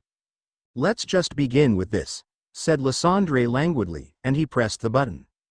Greninja's pain was his, and Ash groaned breathlessly, his body going rigid with agony. "Boss!" screamed Mabel, running back towards them. "One of the vans up front just caught fire. We might be under attack." Lysandre turned away and Ash could breathe again. His heart leapt when he digested Mabel's words. "My friends," he thought with tentative excitement, "they're here." "Alert everyone," commanded Lysandre, more agitated now. "Have a patrol check around the building and get everyone else assemble in the front hall. I'll be there shortly." "Will do, boss," confirmed Mabel, and she sprinted off. Lysandre turned to Ash, his face unreadable. "You didn't contact the police, did you?" he asked, though it sounded more like a rhetorical question. "You couldn't have." "No, I would have known." Ash had no idea what he was talking about, so he kept his mouth shut. He couldn't risk messing up his friend's plan. Instead, he focused on Greninja, sending it a memory from the previous day, when they had been bond-evolved far away from each other. Specifically, his recollection of the moment when Greninja had suddenly gained extra power and it had broken out of its cage like it was nothing. Wouldn't it be nice if that happened again, like, right about now? The frustrated growl from Greninja was audible. It had tried, Ash knew it had tried, and that knowledge made it even worse. There was still so much they didn't understand about themselves, so much they couldn't control. It was excruciating. "What is the limit, Ash?" asked Lysandre, and he seemed slightly manic now. "How much can you take? You and your Greninja?" Something behind Lysandre caught Ash's attention. Smoke, streaming into the room. He squinted his eyes. It was coming from the air vents. The far corner of the lab was already filled with it, the equipment there hidden under a thick haze. "I just need to know," the man went on, his thumb caressing the remote controller's button. His eyes gleamed. "I'm sorry, but I just need to know." Ash closed his eyes, preparing for the worst, and suddenly, everything happened at once. Lysandre pressed on the button, and searing pain spiked through Ash's body. Morris yelled, "Boss! Watch out!" Someone screamed. "Smoke!" A fire alarm went off, the sound piercing the air. Ash opened his eyes and he saw himself, sitting on the chair, face down and bloodied. An intense spell of vertigo struck him, and he forced himself away from Greninja's mind. He lifted his head, back in his own body, and now Greninja was in front of him. It was glowing with vibrant blue, and it had somehow gotten its arms free. "What is going on?" roared Lysandre. He was just a blurry figure to Ash now, the smoke spreading rapidly into the room. "Come out, Pyroar! Morris, get the kid!" Greninja used cut and smashed Ash's chair into pieces. Ash crashed to the floor, yelping, but at least he was free to move around. He bent over and dug his fingers into his shoe. ripping out the key fob he had taped to his ankle. With shaking fingers, heart racing, he fiddled with it until he managed to tag the cuffs with it. They popped open, and his hands were finally free. Greninja grabbed his arm and forcibly pulled him up, dragging him away from the center of the room. Ash stumbled after it, his legs barely holding him, his head spinning. Eventually, it was too much. Stop, stop, stop, stop, he thought frantically. Greninja, stop, Greninja was basically carrying him at that point. It went on for a moment longer, before turning a sharp angle and dumping him on the floor behind some work tables. Ash rolled onto his knees, pressing his head down onto his hands and groaning. What's happening? He slurred. He felt like his whole body had suddenly gone into overdrive, the pain in his head spiking. Greninja placed its hand onto his shoulder, pushing down gently. Do not fight it, it communicated, just let it happen, it is part of you. What do you mean? Asked Ash, even though deep down, he knew. It was something that had been hidden within him all this time. Something he had forced down himself, a long time ago. But since the previous day, it had been rising closer to the surface. And now, it was forcing itself out. He looked down at his hands, and they were engulfed in luminous blue. His aura. His aura. His aura. Ash blinked, again and again, but the glow wasn't going away. He looked up, eyes wide. Greninja, he muttered. What do I do? We need to go, sent Greninja, and it grabbed his arm again. It tried to pull him up, but Ash was frozen, too shocked to move. I don't know what to do, he whispered. I can't control it. Come on, growled Greninja desperately. Ash, please. Ash nodded numbly, and he pushed against the floor, slowly and shakily standing up. He turned around, and on the other side of the work table stood Lysandre. Pyroar, use Hyper Beam. It came out of nowhere. Greninja's back was to Pyroar. It was defenseless. Ash stepped forward. He wasn't thinking, he just needed to protect Greninja. No matter what. He raised his hands in front of him and walked straight into the Hyper Beam. It never connected. The air in front of him exploded with blue energy and the Hyper Beam bounced away, scorching the far wall. Ash staggered back, overwhelmed. What was that? Exclaimed Lysandre. What did you just do? Ash shook his head. I don't know. Greninja rushed past him and settled between him and Lysandre. It was furious. Ninja, Greninja, it growled, low and threatening. Lysandre's Pyroar snarled back, baring its sharp teeth. Lysandre's frown deepened. Use Hyper Beam, again. Dodge it, yelped Ash. Use Water Shuriken. He was not ready for a battle. Not now. Not when he felt like he wasn't even in control of his own body. But luckily, Greninja was faring better. It dodged the beam with a flash of movement and attacked the Pyroar successfully. It whined in pain, stepping back. Fire Fang, Pyroar. Grab the Greninja and hold it down. Shaking off the hurt, the Pyroar charged forward, its mouth flaming. Don't let it catch you, Ash warned. Stop it with Aerial Ace. Greninja managed to avoid Pyroar's move and flashed around it, making it look around in confusion. Then, with extreme speed, it slashed at Pyroar. The fire Pokémon winced, taking damage. Keep using Fire Fang, Lysandre ordered. It'll keep them focused for a little while longer. It was a weird thing to say, but Ash didn't have time to analyze it. Pyroar was going for it, and Greninja was only barely able to keep away from its fangs. Use Double Team to distract it, Ash instructed, but they weren't fast enough. Pyroar caught Greninja and drove its teeth into its arm. Greninja and Ash both yelped in pain. Greninja tried its best to shake it off, but it was holding on tight. Greninja, Ash began, but suddenly he was grabbed from behind, thick arms wrapping around his body, lifting him up. Don't even try anything, Morris growled into his ear. Let me go, Ash yelled. He fought against the man's hold, kicking his shins, though it was useless. Greninja got distracted from its battle, noticing Ash's struggle, and the Pyroar had a chance to bid down even deeper. Pain exploded in his arm and Ash groaned. His eyes watered and it became even harder to focus. Now, let's just all calm down for a moment, said Lysandre, though he was clearly struggling to stay collected himself. Tell me, Ash, what just happened? The room was filled with smoke and the fire alarm was still blaring. Ash shook his head, overwhelmed. It was too much. Everything was too much, his head buzzed. He couldn't. Let me go. He wheezed, struggling weakly. He squeezed his eyes shut, gritting his teeth. Let me go. It was instant. Morris's arms slackened, releasing him.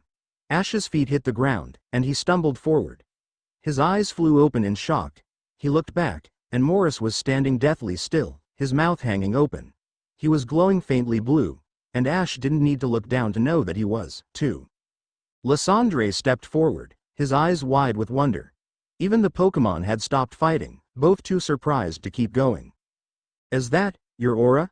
Lysandre asked, astounded. He advanced on Ash slowly, cautiously. Ash stepped back. Stay away from me, he said, his voice shaking. I mean it. All right, said Lysandre, raising his hands placatingly, but just listen to me. No, Ash interrupted, backing off some more. He glanced at Greninja, and the Pokémon rose and walked up to him. We are leaving. Go ahead, then, Lysandre sneered, but you will never get your precious Pokémon back. Ash froze, and his focus faltered. The aura energy faded, and Morris was released.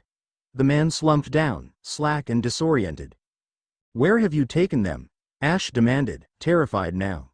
They are safe, for now. And if you come with me, said Lysandre with a twisted smile, they will stay safe. He is bluffing, sent Greninja. It stepped in front of Ash, trying to get his attention. We need to go, now. Ash swallowed. Lycanroc, Litten, Rowlet, he couldn't mess this up. If Lysandre was telling the truth, if he had his Pokémon somewhere where he couldn't reach them. But Greninja was demanding them to go, and Ash did trust its instincts. He trusted Greninja with his life, and beyond. With the life of his other Pokémon, too. It was decided. I'm not coming with you, he told Lysandre, a newfound vigor in his voice. But I will get my Pokémon back, no matter what. Now that he had calmed down slightly, he was staring to recognize and sense the auras in the room. They surrounded him, pressing gently against his senses. Greninja's, strong and safe and feeling like home. Lysandre's, big and powerful and full of hatred. Morris's, still struggling to recover. Hefe's and the rest of the lab staff's, scared, confused, compliant. And his own, unruly like a wildfire, just barely being held back. Well, then, snarled Lysandre, raising up to his full height. His Pyroar leaned forward, tense and growling. I guess I will just have to stop you with force. You can try, replied Ash, and he glanced down at his hands, feeling the energy there, bubbling just under his skin. He had no idea how to control his aura, but in this situation, that might just work out for his advantage. Pyroar, incinerate, shouted Lysandre. Block it with cut, Greninja, countered Ash, and the moves clashed with a blinding light show. Ash focused on Greninja, feeling the energy between them. He realized then, it was the same energy as before, the one he always felt when they were bond evolved, but now it was even stronger. An idea came to him and he clenched his fists, taking a wider stance. He remembered how he had channeled his aura energy into Mew, all that time ago, if he did that for Greninja. Use Hyper Beam, Pyroar. Water Shuriken, Greninja, shouted Ash, and suddenly, the energy streamed from him. It enveloped Greninja, and he felt the Pokémon grow even more powerful, its form radiating with blue flames. It threw the shuriken from its back, and it was bigger than ever, easily cutting through Pyroar's attack. It hit its target, and the fire Pokémon was thrown back, smashing into the floor hard and sliding across it, completely out cold. Pyroar, Lysandre shouted, and his face twisted with shock. He stared at Ash, and Ash could recognize an emotion there that he had never seen the man show before. Fear. Ash turned away. That was amazing, Greninja. He slurred with an exhausted grin, and the floor tilted under him. Greninja caught his arms, and he leaned into its hold, lightheaded. Now, we go, sent Greninja, and it tugged on his arm. Ash could only nod, and Greninja pulled him after it. They ran through the swinging doors and into the hallway beyond. The rest of the lab staff had clearly fled already, but that worked well for Ash and Greninja. They sprinted across the empty hall, rounded a corner and ended up at the bottom of a big stairwell. Greninja started up, but Ash halted, forcing it to stop, too. Wait a second. He wheezed, leaning his hands against his knees, breathing hard. He coughed wetly into his hand, and when he looked at his palm, it was red with blood. Oh man. Can you go on? Greninja asked with concern. Maybe I could carry you. No, no, Ash said quickly, shaking his head. He stood up straighter and aimed for a reassuring smile. I'm fine. Let's just go. Greninja didn't look too reassured, but with a final sharp look at him it took the lead again, and they began their long climb up the stairs. In the end, his invention worked. Okay. What it was supposed to do was send out trackers, tiny, bug-like flying gadgets. That would search out Ash and send his location back to Clemont. I call it the flying search machine. Wow, big bro, that's inspiring. He sent out 5 trackers, and he sat down with Lana and Bonnie and hoped for the best. Clemont followed their movement on the screen of the power source he had built. All the trackers had flown in different directions. One of them was happily sailing over the mountains, so that could be forgotten. One of them had somehow found its way into one of the vans in the yard and was now stuck buzzing inside it. The rest were bouncing along the building walls, attempting to find a way in. Bonnie snickered. Lana leaned over his shoulder, raising her eyebrows. I mean, it's not perfect, said Clemont defensively. Lana raised her hands. I didn't say anything. The machine beeped and Clemont looked at the readings. He perked up, leaning forward. One got in, he exclaimed. They crowded around the screen.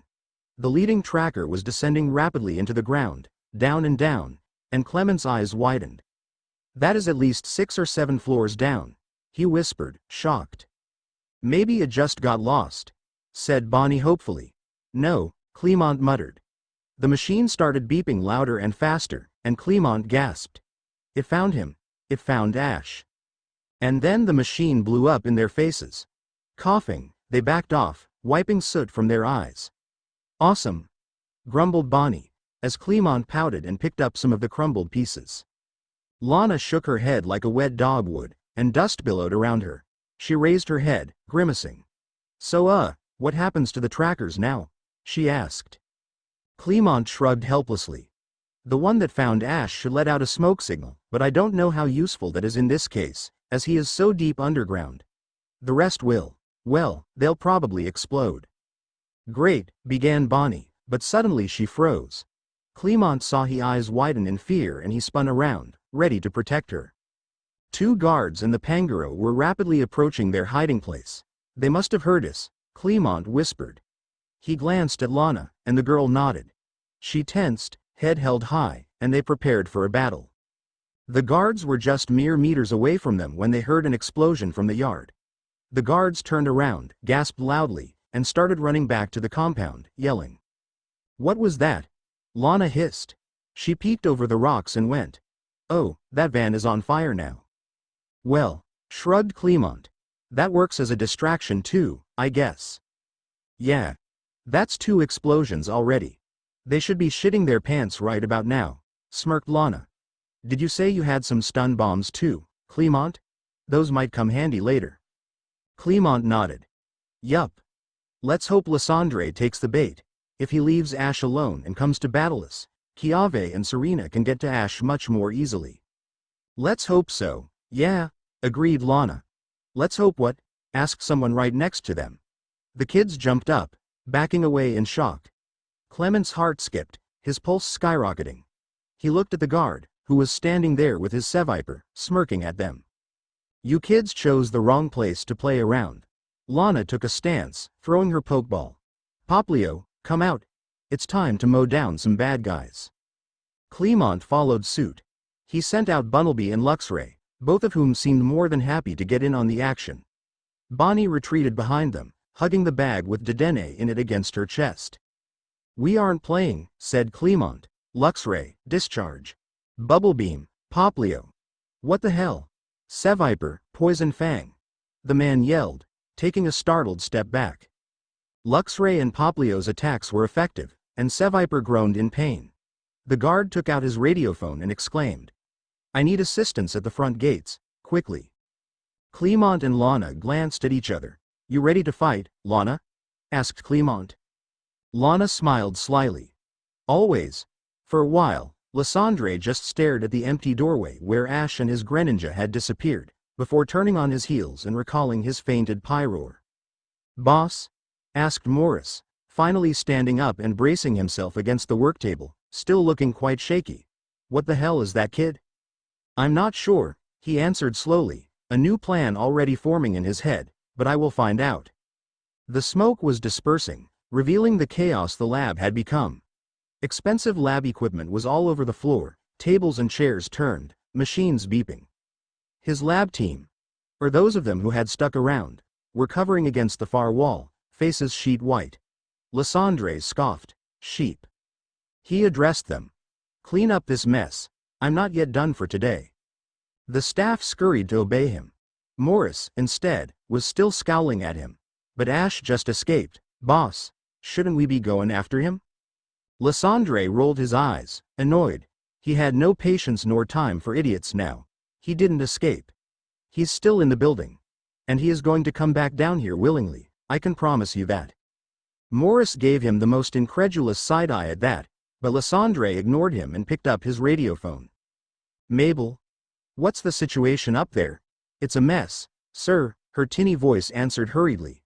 At first we thought it was just some local kids playing around, but they have actual bombs with them. They're putting up a real fight. They must be here for Ash. Well, just keep them busy and don't let anyone get into the building, snapped Lysandre. Put Siloja on it. I need you to go pick up Ash's pokeballs. Quickly. He's on his way there. Wait, what's going on? Exclaimed Mabel. You let the kid go? Lysandre sneered nastily, despite the fact she couldn't see him. I didn't let him go. I think I accidentally activated his aura. He got away. You did what? Mabel screeched, so loudly that Lysandre had to pull the radiophone farther away from his face. I think, repeated Lysandre through gritted teeth, that my experiments might have activated his latent aura powers. But I don't have time to explain the details right now. Just do as I tell you and go stop him before he gets his Pokémon back. Sir, replied Mabel, more controlled now. His powers are unstable, so you need to approach him carefully. But when you find him, tell him this. They made a good team with Clemont, Lana noticed. With her water-type attacks and his electric ones, and his experience in battling, they didn't have too much trouble holding off the few guards that first came to fight them. But soon it was 5 goons running towards them, then 10. Clemont threw his stun bombs at them, taking few of them out for the count. Still, they were quickly starting to get overwhelmed. That was before they heard someone scream, "Watch out, a Charizard." Lana looked up, squinting at the sky. And true enough, something flew over the building, spitting fire on the goons. It was a Charizard, and there were 2 people riding on it. So cool. Who are they? She asked in admiration. Bonnie cheered, jumping up and down and waving her hands. Alon, she cried out, down here. Clement's eyes widened. Alon. The Charizard curved down, landing close to them with a loud thump. Alon and Officer Jenny jumped down from its back, running up to them. Sorry it took us this long to get here, Alon said hurriedly. We didn't even know you were coming, Clemont replied, still stunned. Well, of course we were, he huffed. He gazed at the goons regrouping on the yard. And seems like you need our help. You seen Ash yet? No, not yet, said Lana. But Serena and Chiave should be inside by now. We got really swarmed by those guys. She added, pointing at the grunts. All right, Alon nodded. I brought my friend Jenny to help. Rest of the police force is coming too, but it will take them longer to reach this place with their cars and bikes. Hey guys. Jenny said with a small wave. She was dressed in her full officer outfit, eyes hard. I would also like to apologize for letting you kids down. Mine and many others' trust in the Kalosian police force has been greatly impacted by this disaster. But my colleagues and I are willing to do all we can to help. She brushed back her wavy green hair, looking ready to kick some ass. Lana grinned. She liked her already. Thank you so much, Alon and Officer Jenny, Clemont said. You really will be a big help to us. Jenny released her manectric and nodded sharply. Most important thing now is that we get all of your friends to safety, and Lysandre and his team behind bars for good. Bonnie's eyes widened. Hey, now that there's more of us, one could go help Serena and Chiave. She exclaimed. She raised her arm, showing a thin band around her wrist. You gave all of us these trackers so we could find each other more easily, right, big bro? I think we should use that now. That's true, Bonnie, said Clement, pursing his lips thoughtfully. Serena and Chiave might need help, and we can quite easily locate them with these. But who? I can go, said Lana instantly. Everyone turned to gape at her, surprised. Are you sure? Alon asked, his brow lowering in concern. Yup. Lana confirmed, nodding vigorously. I'm a fast runner. I can get past those goons no problem. Well, if you're sure, said Clement slowly. He and Bonnie looked at her with big eyes, worried. They were about to say goodbye to yet another friend. We haven't seen Lysandre yet, so just be really careful, all right? Yeah, I will. Lana promised solemnly. She recalled Poplio, pressing its ball against her chest for a moment. She closed her eyes and smiled. We're gonna be just fine. She looked up, determination in her eyes. You take care too, right guys?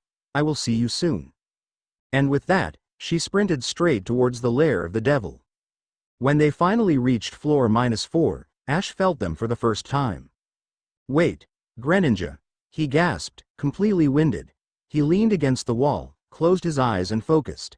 He reached out his aura through the walls and found the familiar energy of his pokeballs. When he opened his eyes, Greninja was looming over him, watching him closely. Ash smiled. Just one more floor up, he whispered. Are you sure? Asked Greninja. Yeah, I feel them. They're so close, Ash sent. He pushed away from the wall and grabbed the railing for support. He looked up the stairs. Just one more floor. He started up, his breath wheezing in his lungs, his legs feeling like lead. An intense wave of concern wafted from Greninja, and it grabbed his arm, taking most of his weight. Ash didn't have it in him to argue, so he let Greninja help him up the final stairwell. They reached floor -3 in quiet effort. He peeked into the empty hallway, and it luckily seemed that every staff member had ran up to the ground level to regroup and defend against his friend's attack. Instinct leading him, Ash walked down the corridor and up to a closed, thick metal door. He put his hand against it, and he knew. In here, he whispered. Greninja nodded. Nothing happened for a frozen moment, when Ash just stared at the locked door and Greninja hovered behind him. Then, it said out loud, Gray? And sent him a memory of him using something to open his shackled hands back down in the lab. Ash's eyes widened. The key fob, he had been so confused then, that he had no memory of where he had put it after. He patted down the pockets of his trousers and with great relief, he found it in the right one. Oh man, he huffed. Thanks, Greninja. He pressed the chip against the electrical lock and after a low buzz, the door clicked open. Ash rushed in, Greninja close on his heels, and found himself in a small storage room. He headed straight for the 3 pokeballs on the shelf and took them in his hands. They were all full, thank the gods, and he said to them, I'm here, guys, don't be alarmed, but we are still in trouble, so you need to stay quiet. I'm gonna let you out now. He released all of them. Lycanroc, Litten and Rowlet came out, looking around in clear confusion and agitation. Ash fell onto his knees and opened his arms. The 3 young Pokémon cooed happily and ran into his embrace, smothering him with kisses and rubs. Ash giggled, trying his best to pet them all simultaneously. I missed you guys so much, he mumbled into Lycanroc's fur. I'm so sorry you had to go through that. Litten pushed against his leg, meowing softly. Rowlet flew onto his shoulder and leaned against his cheek while Lycanroc stepped back and looked him up and down with affection. From behind him, Greninja let out a sound, and everyone turned to look at it. Greninja nodded its greeting, and the group responded, tails wagging and eyes wide with wonder. Ash grinned. That's right, I found Greninja, man, you will never believe what just happened to us. It was wild, we almost, he trailed off, biting his lip. A distant clanging sound emanated from the hallway, and everyone jumped to attention. Yeah, Ash said, and stood up wearily. We are still trapped in Lysandre's place. We can't let our guards down. Someone was running down the hallway towards them. Ash took a deep breath, steeling himself. He looked down at his Alolan team, smiling thinly. Lycanroc, will you help us? Lyca. It barked keenly. Thanks, Litten and Rowlet, I'm sorry but you gotta go back into your balls. But don't worry, I promise I will never let anyone take you away from me again, okay? The 2 Pokémon agreed reluctantly, and Ash called them back. Let's go, he said to Greninja and Lycanroc, and they stepped back into the hallway. Ah, damn it! Someone yelled, and Ash whipped his head around. Two grunts, Mabel and her Weavile stood in the end of the hallway, breathing hard and staring at them in frustration. You got here fast, she snarled, slowly walking closer, the grunts following her. How did you get into that room? Give it up, Mabel, Ash responded angrily. I'm leaving, and I'm not gonna let you stop me. Not so fast, kid, she sneered. There was something in her eyes that made Ash's stomach twist with dread. You see, the bosses got a message for you. When they heard the increasing amount of explosion sounds, Serena and Kiave knew it was their time to act. With Pikachu leading the way, they sneaked into the building through the open window in the back. They ended up in a small office room, and they looked at each other with equal amounts of excitement and fright. Serena could feel her heart racing wildly and she sucked in a shaky breath, trying to calm herself down. Pikachu crawled around the corner, checking the way for them. The hallway was empty for now, so they ran quietly along it, ducking into the stairwell to regroup. They stared down the stairway and saw it twisting down and down, going deep into the ground. Ash must be held at least one floor down, don't you think? Kiave whispered. Let's start there. They descended the stairs and checked the corridors on that floor, trying to spot any indication that Ash might be close. Then they went down another floor and checked that too, but when that turned out fruitless, Serena's chest was starting to tighten with anxiety, and she glanced at Kiave. This place is so much bigger than I thought, she uttered desperately. How can we ever find him here? Kiave frowned, shrugging helplessly. We just have to look around until we do. Pika, the Pokémon, was listening intently, ears pointed and nose in the air. It looked up at Serena and Kiave and shook its head. It sprinted down the hallway, back to the stairwell. Serena shared a look with Kiave. You think it sensed him? They rushed after Pikachu, down the stairs and into another set of hallways. But his time, they heard voices from close by. They rounded a corner and stopped in their tracks, their shoes squeaking against the laminated floor. Serena's heart skipped a beat and she slapped a hand against her mouth. It was Ash and Greninja. They were facing off Mabel and two grunts, their backs to Serena and Kiave. Mabel was saying, "The bosses got a message for you." But she paused when she spotted them, hovering at the end of the hallway. What? She screeched. Where did you little shits come from? Ash spun around, his eyes wide. Serena? He gasped. Kiave? Pikachu? Pikapi! Pikachu cried out, and it sprinted off, leaping into Ash's arms. Alarmed, Serena noticed how the boy stumbled backwards with the light impact, and Greninja had to grab his arm to help him keep his balance. She and Kiave started running towards him too, but Ash raised the hand that wasn't holding Pikachu and shook his head. Guys, wait, he said tightly. To Serena's horror, he then turned his back to them and asked Mabel. What did Lysandre say? Mabel smirked. Oh, you're going to love this. I'm sure your Pokémon friend can show you the details, but to sum it up, there is a group of Greninja contained in a lab downstairs, one floor up from the main lab. We were testing the Force Jewel prototypes on them but, well, they weren't that helpful. Lysandre wants you to know that he's going to kill one of the Greninja every 5 minutes you are not back down there with him. Serena had a hard time understanding what the woman was talking about, but Ash looked absolutely frozen with fear. He looked at Greninja, and the Pokémon nodded quietly. Don't listen to her, Kiave angrily called. She must be bluffing just to get to you. Ash glanced back at them, his face so pale and drawn that Serena felt his stomach twist even tighter with concern. She's not bluffing, he replied softly. I'm not bluffing, Mabel said smugly. So kid, chop chop, you better hurry up. Lysandre's waiting. Ash glanced back and forth from her to Serena and Kiave, worrying his lip. Greninja and Lycanroc were watching him, their bodies tense and alert. Pikachu was wrapped tightly around his shoulders, its ears down and gaze hard. Serena pressed her hand against her throat, eyes burning. Don't do it, Ash, she whispered. Don't go, please, stay with us. Ash swallowed, his lips pressing into a tight line. I have to. I'm sorry, he murmured then.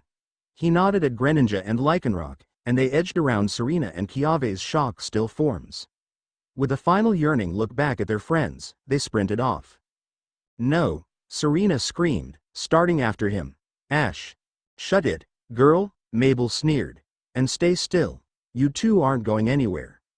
Watch out, Serena, Kiave warned, touching her arm sharply. Serena turned around and noticed Mabel had called out her Houndoom next to her Weavile. The grunts had released their Pokemon too. 2 Houndoom more. Kiave threw his Pokeballs, saying, "Come out, Marowak and Turtonator." Serena set her jaw, steeling herself. She couldn't leave Kiave, not like this, even though she wanted nothing more than to run after Ash.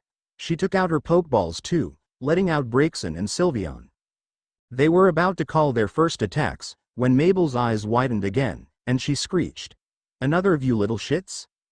Serena and Kiave looked back and to their great surprise, saw Lana standing at the end of the hallway. "Hi guys." She panted breathlessly. "I thought I heard you." "Lana," exclaimed Kiave. "You need to go after Ash, he just ran off." Lana stepped back, startled. "You saw Ash?" "Yeah, but he's on his way downstairs to face off Lysandre." Serena spoke quickly. "Please, Lana, hurry." Lana nodded blankly, backing up before turning on her heels and dashing off back to where she came from. "No, damn it," swore Mabel furiously, "you are ruining everything." "I'm glad to hear that," Kiave said, his eyes burning with righteous fury. "Serena, let's teach these guys a lesson." Serena smiled humorlessly. "With pleasure, Kiave." Ash raced down the stairs 2 steps at a time. He skidded to a stop at -6, sharing a look with Greninja. "She said 1 floor up from the main lab, right?" he asked hoarsely, before doubling over to cough, his whole body rattling with it. Pikachu cooed in concern and leaned forward to look at him, its fur brushing against his cheek. Ash glanced at it, giving it a small smile. Greninja confirmed. It took the lead and walked them and Lycanroc through the hallways to a set of closed metal doors. Ash fished out the key fob. "Get ready guys," he whispered, and buzzed the door open. He pushed in and looked around. Lysandre wasn't there. Ash blinked. The room was massive, white and clinical, and the back corner was filled with cages. There was at least a dozen Greninja locked up in the lab. The sight was as horrifying as it had been when Greninja had showed him its memories, but it was still a shock to see it in reality. Ash sprinted to the closest cage. A Greninja was laying on the floor, blinking up at him fearfully. It forced itself to sit up, scooting backwards to cover against the far wall. It whined softly. "Hey, don't be scared," said Ash, his stomach dropping at the sight. "We're here to help." "Greninja Grey." "Grenny," added Greninja. The rest of the Greninja in the room were also rousing, some looking frightened and some angry. One of the biggest ones stood up in its cage, grabbing the bars and growling. Ash swallowed, looking around. "I'm not here to hurt you," he went on cautiously. He walked around the room, buzzing open the cage doors. Greninja gave him a sharp look, and it warned him to stay alert. These were wild Pokemon that had been tortured by a man for days, if not weeks. Ash brushed it off, carrying on his mission. "I'm letting you free now," he said, "but I hope you will let someone check you and heal you up before you go back to your homes." He walked up to the final cage, where the large Greninja was standing and staring him down angrily. "Pikapi," said Pikachu under its breath, agitated. Its nails dug into Ash's shoulder, its cheeks sparkling. "You will lead everyone to safety, right?" Ash asked the Greninja. Then, he unlocked the door. The Greninja shot out, tackling him down with formidable strength. Pikachu was thrown off his shoulder with a startled cry and his back hit the floor hard. The wind was knocked out of him, stars bursting in his eyes. He coughed and fought for air desperately and stared up at the furious Greninja. It was looming over him, its cut activated and pointed at his throat. Lycanroc was barking, and from the corner of his eye he saw his Pokemon readying their attacks. "No, guys," he wheezed frantically, "don't attack it." The rest of the Greninja had surrounded them, their auras radiating fear and anger and confusion. Ash froze, thinking. Their auras. He closed his eyes, focusing on that. He reached out, not really knowing what he was doing but letting his instincts take the lead. He let his deepest, strongest feelings spill out and find the Greninja. For a moment, their emotions overwhelmed him, but slowly the anger turned into something less burning, and the fear into something closer to curiosity. I want to help, Ash sent, desperation leaking into his thoughts. Please, let me help you. Suddenly he realized how quiet it was around him, and he opened his eyes. The Greninja was still standing over him, but it wasn't threatening him anymore. Its eyes were wide and thoughtful as it gazed down at him. Pikachu was crouched down on his stomach, and Ash brushed a hand through its fur, gently telling it to move aside, before hauling himself to sit up. Oh man! Coughed Ash faintly, rubbing a new sore spot at the back of his head. He grinned up at the Greninja. Wow, you're really strong. I didn't mean to scare you guys. His grin fell, and he looked down. I'm really sorry what happened to you. Lysandre is so awful, and he shouldn't be allowed to do these things. Granny, said the Greninja softly, and Ash glanced up. It was holding out its hand for him, waiting. Ash smiled, took the offered help, and the Greninja pulled him up. Thanks, Ash said and stepped back. His knees wobbled and he wavered on place, until his Greninja appeared next to him and took his elbow. Thank you, he sent. Greninja nodded shortly, and Ash noticed how suspiciously it was still looking at the wild Greninja, hovering slightly between him and them. The Greninja had gathered into a group behind the leading one, but Ash could no longer sense any malicious intent from any of them. Ash nodded at the leading Greninja, and it nodded back. For now, they were at a truce. Then, an intercom crackled, and Lysandre's languid voice filled the room. Very impressive, Ash. For a moment there I was sure you were going to get stabbed. Ash whipped his head around, looking everywhere. His Pokémon gathered tighter around him, and the wild Greninja stepped back, closer to its kind. Show yourself, shouted Ash, way too tired to play any games. Lysandre. A black glass wall faded to clear next to them and revealed Lysandre standing there with a crocked smile, observing them. Hello, he smirked.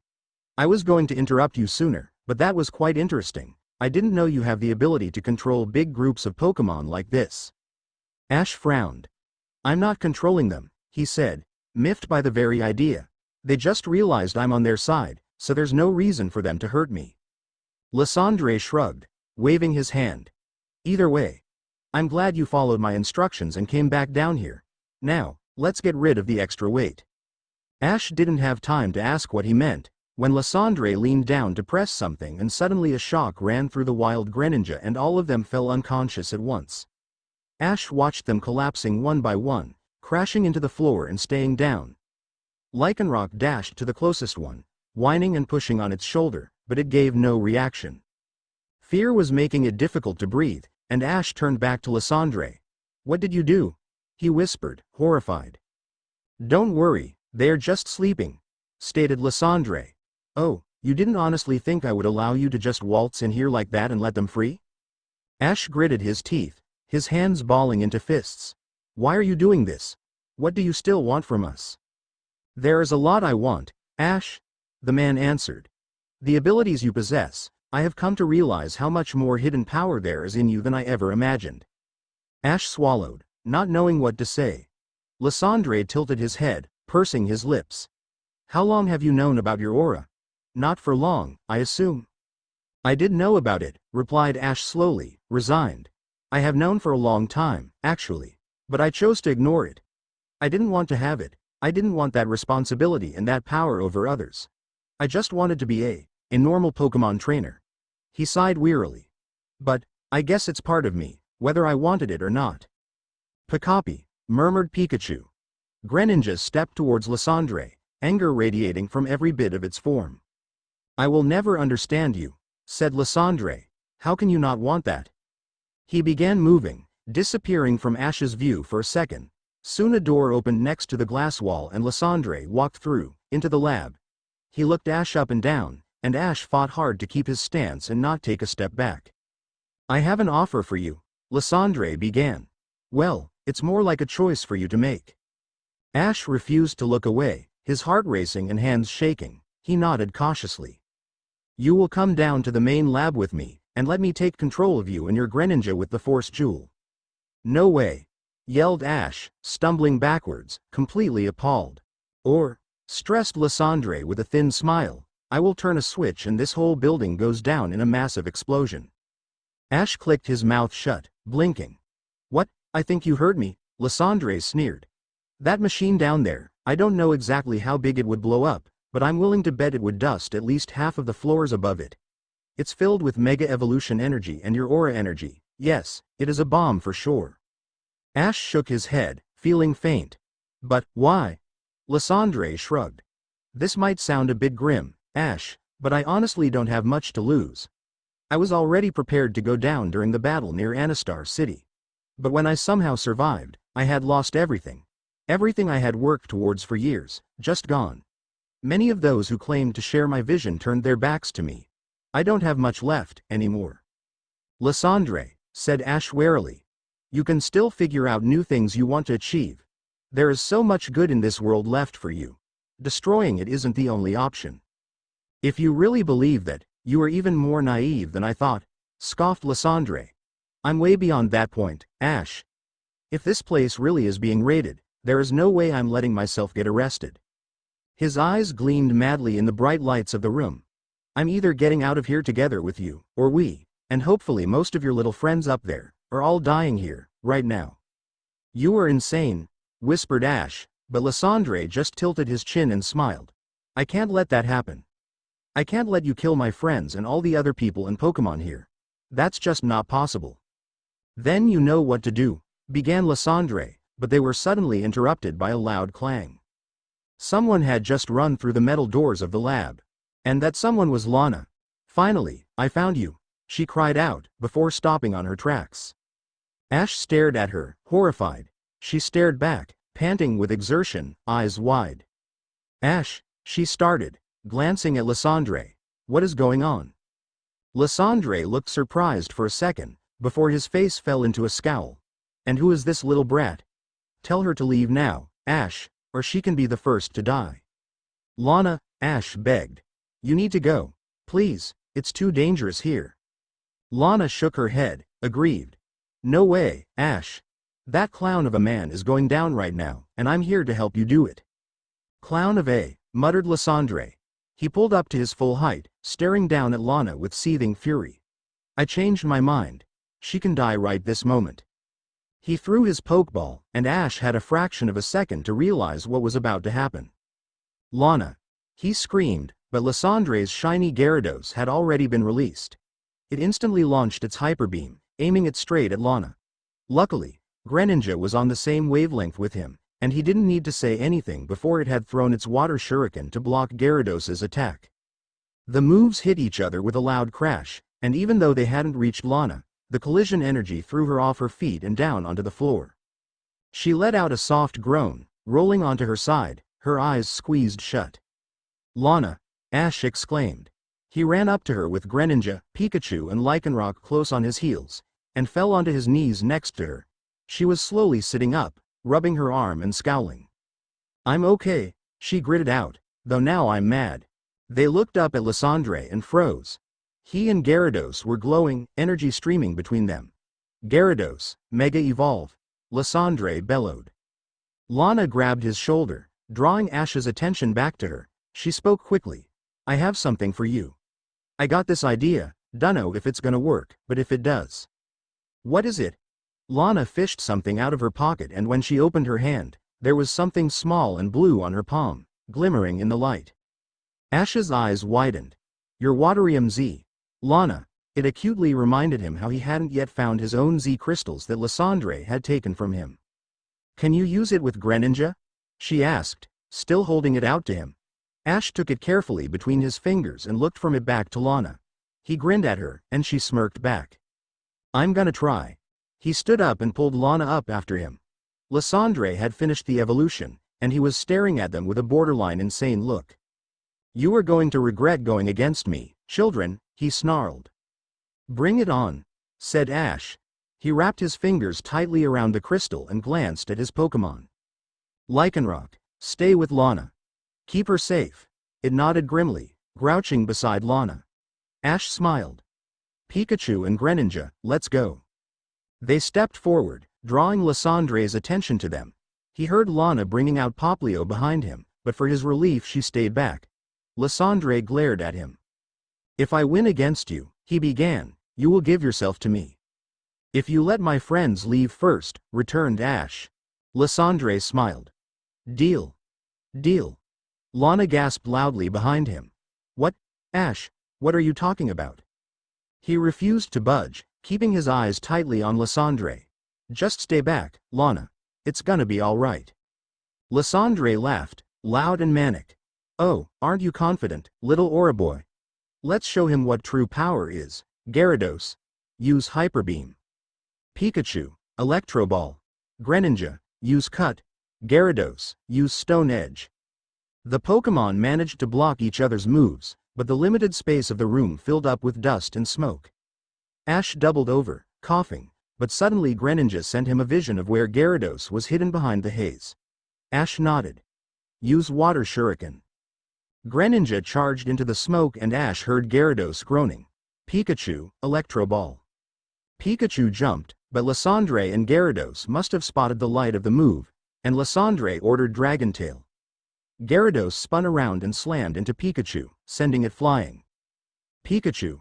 Ash shouted worriedly. Are you okay? It grimaced but stood up then, legs shaking. Pika. Hyper Beam. It was aimed at Pikachu, still recovering, but Greninja jumped in front of it and blocked it with Cut. Ash felt it all the way in his bones, and he gritted his teeth and fought against it along with Greninja. Suddenly he heard Lana shout, Poplio, use Bubble Beam. It hit Gyarados, interrupting its attack, and Lysandre growled, annoyed. Stay out of this, girl, he threatened. Hyper Beam. Lana. Ash cried out. He watched in horror as the powerful move stormed towards her and Poplio. Lycanroc surged into it with Accelerock and managed to block it but got thrown back and smashed into a wall with an anguished wail. While Ash was distracted, Gyarados used Stone Edge and hit Greninja with it. Greninja got blown into the air, but it landed on its feet, groaning.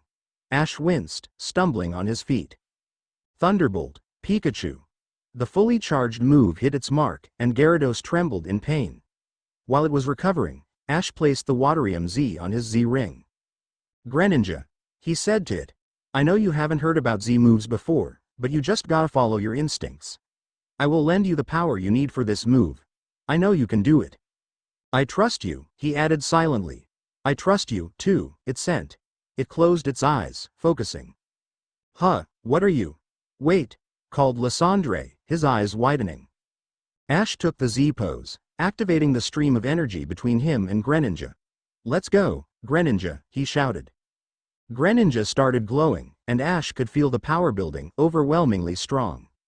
With our full power, now, Hydro Vortex, Greninja charged, and the room filled with swirling water, the current so turbulent that it picked up furniture and equipment in the room, hurling them around. Distantly, he heard Lana screaming, but the sound of the vortex was all-consuming. It crashed into Gyarados, and when it dissolved, the large Pokémon was back in its normal form and laying still on the floor. Panting with exertion and dripping wet, Ash turned around to see if Lana was okay. She was kneeling on the ground, hugging Poplio and Lycanroc in her arms, staring at Ash with wide eyes. Sheesh, Ash, she mumbled. Greninja walked back to Ash, put its hand on his shoulder and promptly de-evolved. Ash hated the empty feeling that always left him with, but he understood, it was completely exhausted. You were amazing, he said, throwing his arms around it for a moment. Then he stepped back and looked past it at Lysandre. The man was staring at his fainted Gyarados with blank horror. He simply couldn't believe he had lost, Ash knew. Ash bit his lip, worried. He had no idea what Lysandre would do now. The man recalled Gyarados and raised his head. He was now completely consumed with rage. Ash could see his body trembling with it, his face twisted hideously. You stupid, stupid boy, he snarled through his teeth. You just sealed your death. He took out his radiophone and spoke quickly to it, before Ash had time to react. Code Delta 1. Do it, now. No, Ash screamed, and his aura lashed out, striking the radiophone from Lysandre's hand. But it was too late. Lysandre laughed madly, his eyes gleaming. Those sheep down there don't know what that switch does, he chuckled. They just know to turn it when I command them so. Ash felt the panic swelling up in him, and he twirled around. Lana, recall Poplio, please, do it quickly. Lana looked scared too, though she didn't know what was about to happen.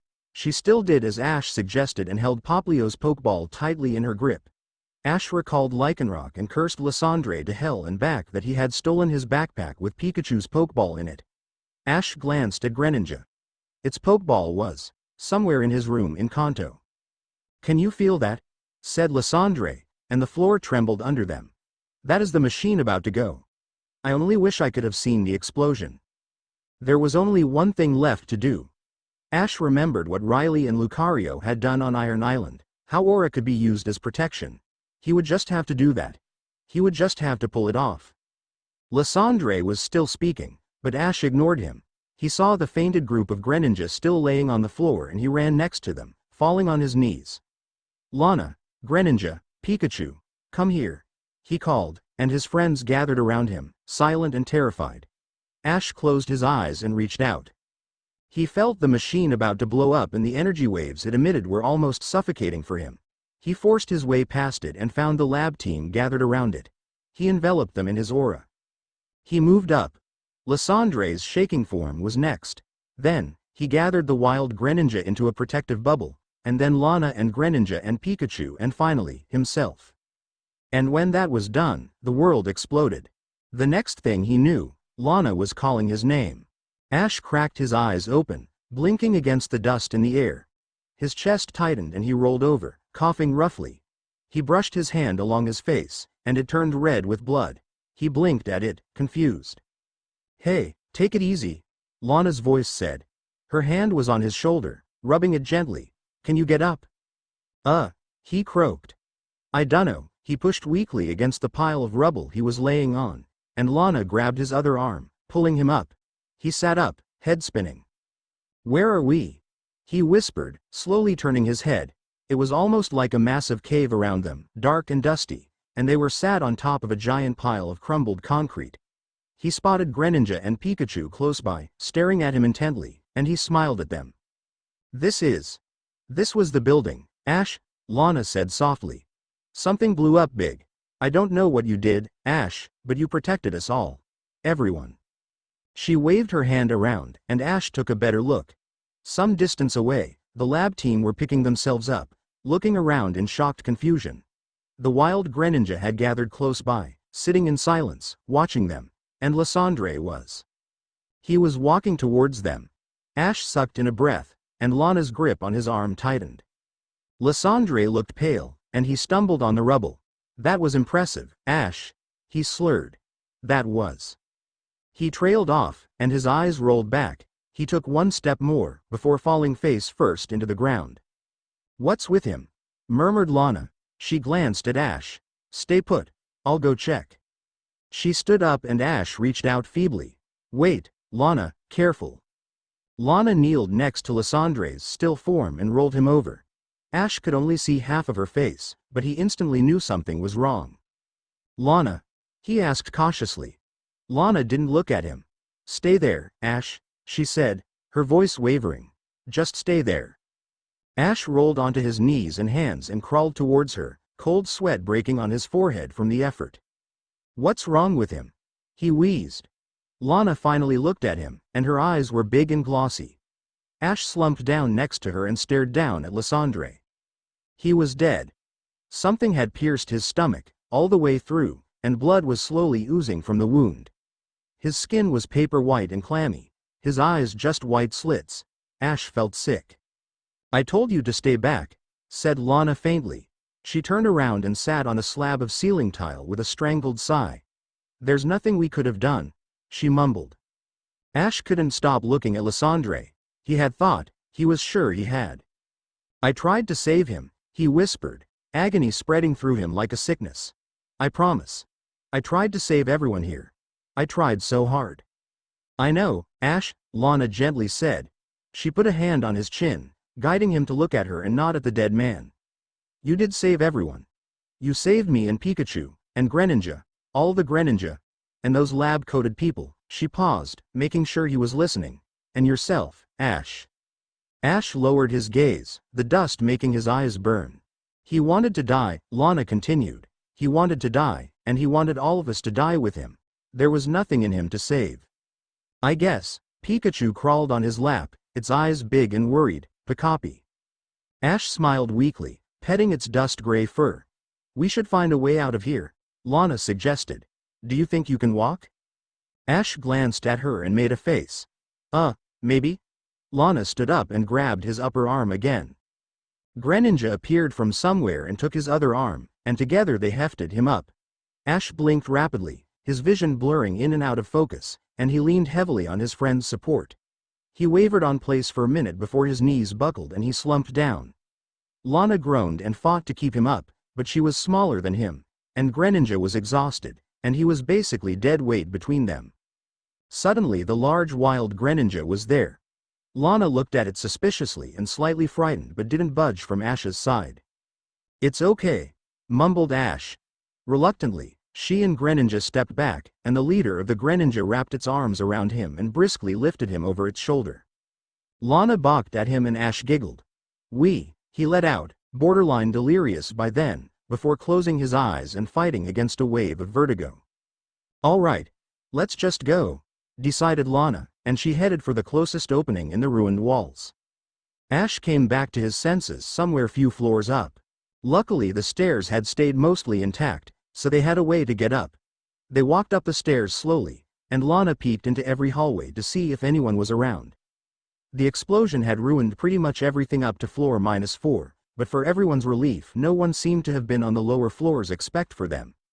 The upper floors were intact but badly damaged, and Ash idly hoped Serena and Kiave had gotten out okay.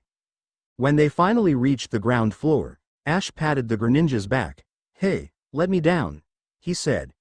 The Greninja growled lowly, but it hefted him up anyway and placed him back onto the floor. Ash leaned on Lana for support, but he felt slightly stronger already. They hobbled to the front doors and pushed through. The sunlight was burning for their dry eyes, and they were instantly swarmed with people. There was a group of officers, and Serena and Kiave, and Bonnie and Clemont, and Ash had to blink twice to believe his eyes. Even Alon. They were bombarded with questions, and smiles and tears, but Ash couldn't focus on any of it. Lana's grip on his arm stayed strong and she pulled him through the crowd almost forcibly. They reached the other edge of it, and Officer Jenny stood there, leaning against the hood of her car, arms folded. "I'll drive him to the hospital," she was saying to Lana. Ash glanced at her. "Yeah. And take Greninja, too," Lana replied.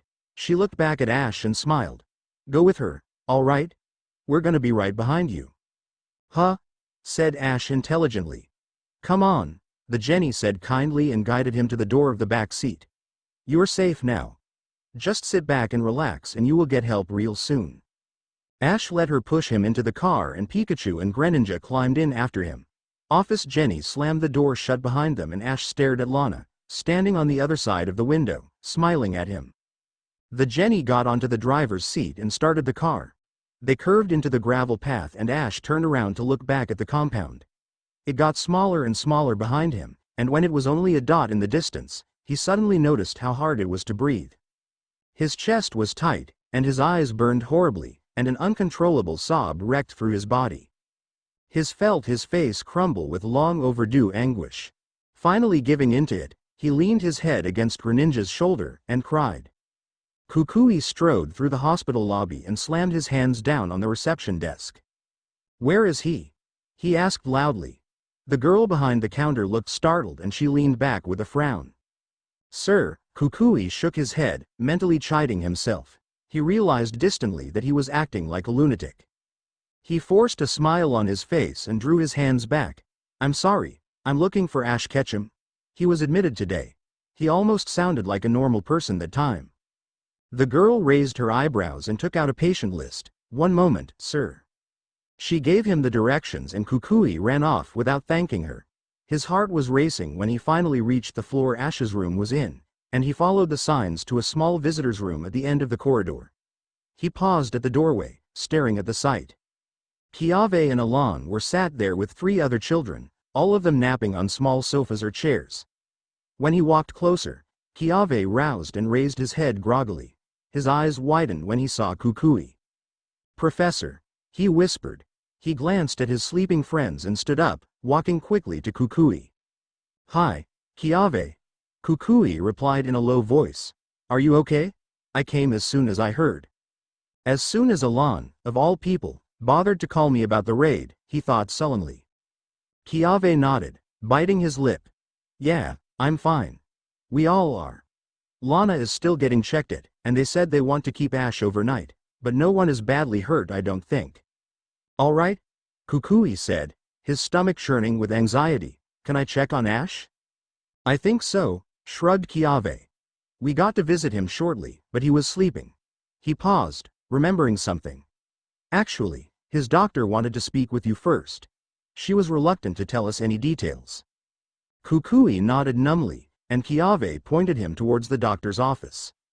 He paused at the door, taking a deep breath, then he knocked. Come in, called a crisp voice. Kukui stepped in and closed the door behind him. He nodded at the doctor sitting behind her desk, looking at him intensely, but not unkindly. Hello, Kukui greeted. My name is Professor Kukui. You wanted to talk to me about Ash Ketchum? Nice to meet you, Professor. I'm Dr. Annie, she replied with a small smile. She eyed him a moment, and Kukui wondered if she was suspicious about his lab coat and no-shirt combo. He probably should have changed into something more appropriate. Can I just ask first, you aren't his biological father, right? The doctor started. Ash only called you, Professor, and when we asked him about his parents, he mentioned just his mother.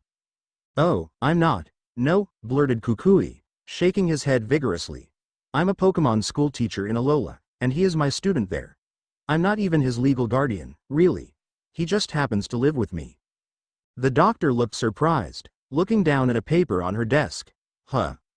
Kukui hoped he hadn't ruined his changes to get more information about Ash's condition. He really needed to hear everything. Otherwise he would probably explode from stress quite soon. Well, Professor, she said after a moment.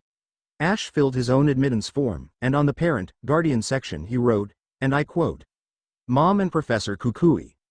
If Mom is busy, you can tell everything to the professor. He will know what to do.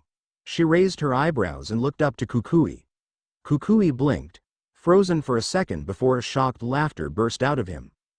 Oh, he choked out. The doctor smiled lopsidedly. When I saw this, I told him what a guardian meant, that it was a person who was allowed to do medical decisions on his behalf. He confirmed that yes, it's correct, and that Professor Kukui probably knows more about that stuff than I do, anyway. It sounded so much like Ash that Kukui felt his heart grow twice its size with relief. He grinned at her for a moment before shaking his head and asking. So, said the doctor. We contacted his mother, of course, but it will take her a while to get here from Kanto. She also said that you have been taking good care of her son and we can let you in on the details. So, if you are ready? And instantly, Kukui felt his face grow pale and his stomach twisting into knots. He steeled himself and nodded. Thank you, yes. All right, let's start from the top. She shuffled her papers, frowning slightly. When he was brought in, about 3 hours ago, he was with Officer Jenny. We haven't yet heard an official report from the police, but what we gathered from him and his friends was that he had been held captive for several hours in criminal headquarters. She paused, and Kukui stumbled forward, slumping to sit down on the nearest chair. The doctor glanced at him and continued. Physically, the thing that most concerned us was his very low blood pressure, which had been caused by severe dehydration combined with anemia from blood loss. He said the latter was mainly because of a nosebleed that had gone on for a while. He didn't really specify the reason for it, but he said he doesn't usually have a habit of getting nosebleeds. She looked at Kukui, and he jumped, blinking. Oh, no, I have never seen him getting a nosebleed. And his mother didn't mention anything towards that either when I asked if he had any health issues I should know about. All right. She nodded, leaning back over her papers. He had no major wounds or broken bones, but he admitted after some prodding that his shoulder had been dislocated and then put back during a scuffle. It won't need surgery, but the joint was slightly swollen, so I stabilized it and wrote him a prescription for the pain. The splint should be worn for at least 3 to 4 days, and then he should have a new appointment to check how the joint is healing. Kukui knew the splint was going down the trash chute the minute Ash got out of the hospital. Still, he nodded, struggling to digest everything that Dr. Annie was telling him. He was completely exhausted when he came in, but he put on a brave face. He is a sweet kid, very funny, too. She smiled, and Kukui smiled too, his heart swelling with pride. Then, she added, But you can't let him fool you with that. Kukui swallowed, his stomach dropping. What I have told you so far, she continued, softer now, is only the physical damage we found, Professor. He had minor signs of manhandling on him, and bruising around his wrists, but he didn't offer us any details voluntarily. With a child that has gone through a trauma like this one, it's usually best to approach it gradually and on their own terms. Whether he comes to live with you or his mother after this, there needs to be someone around him that he trusts and can offer him the emotional support he needs, whenever he needs it. And if that's not enough, I strongly recommend looking into your local options for trauma support. Kukui stared blankly at her, his head buzzing. Yes, he said. He wasn't sure if that even was a logical thing to say as an answer, but it was the only thing he could come up with. He took a shaky breath. Can I see him? Sure, the doctor said. He went to sleep almost immediately after we left him alone, but you can go sit with him for as long as you want. I think it would be good for him to see a familiar face when he wakes up. She gave him a room number, and with his entire body trembling with restlessness, he speed-walked there, pushed on the door and quietly stepped in. He shouldn't have been so surprised to see the Greninja there, but he was.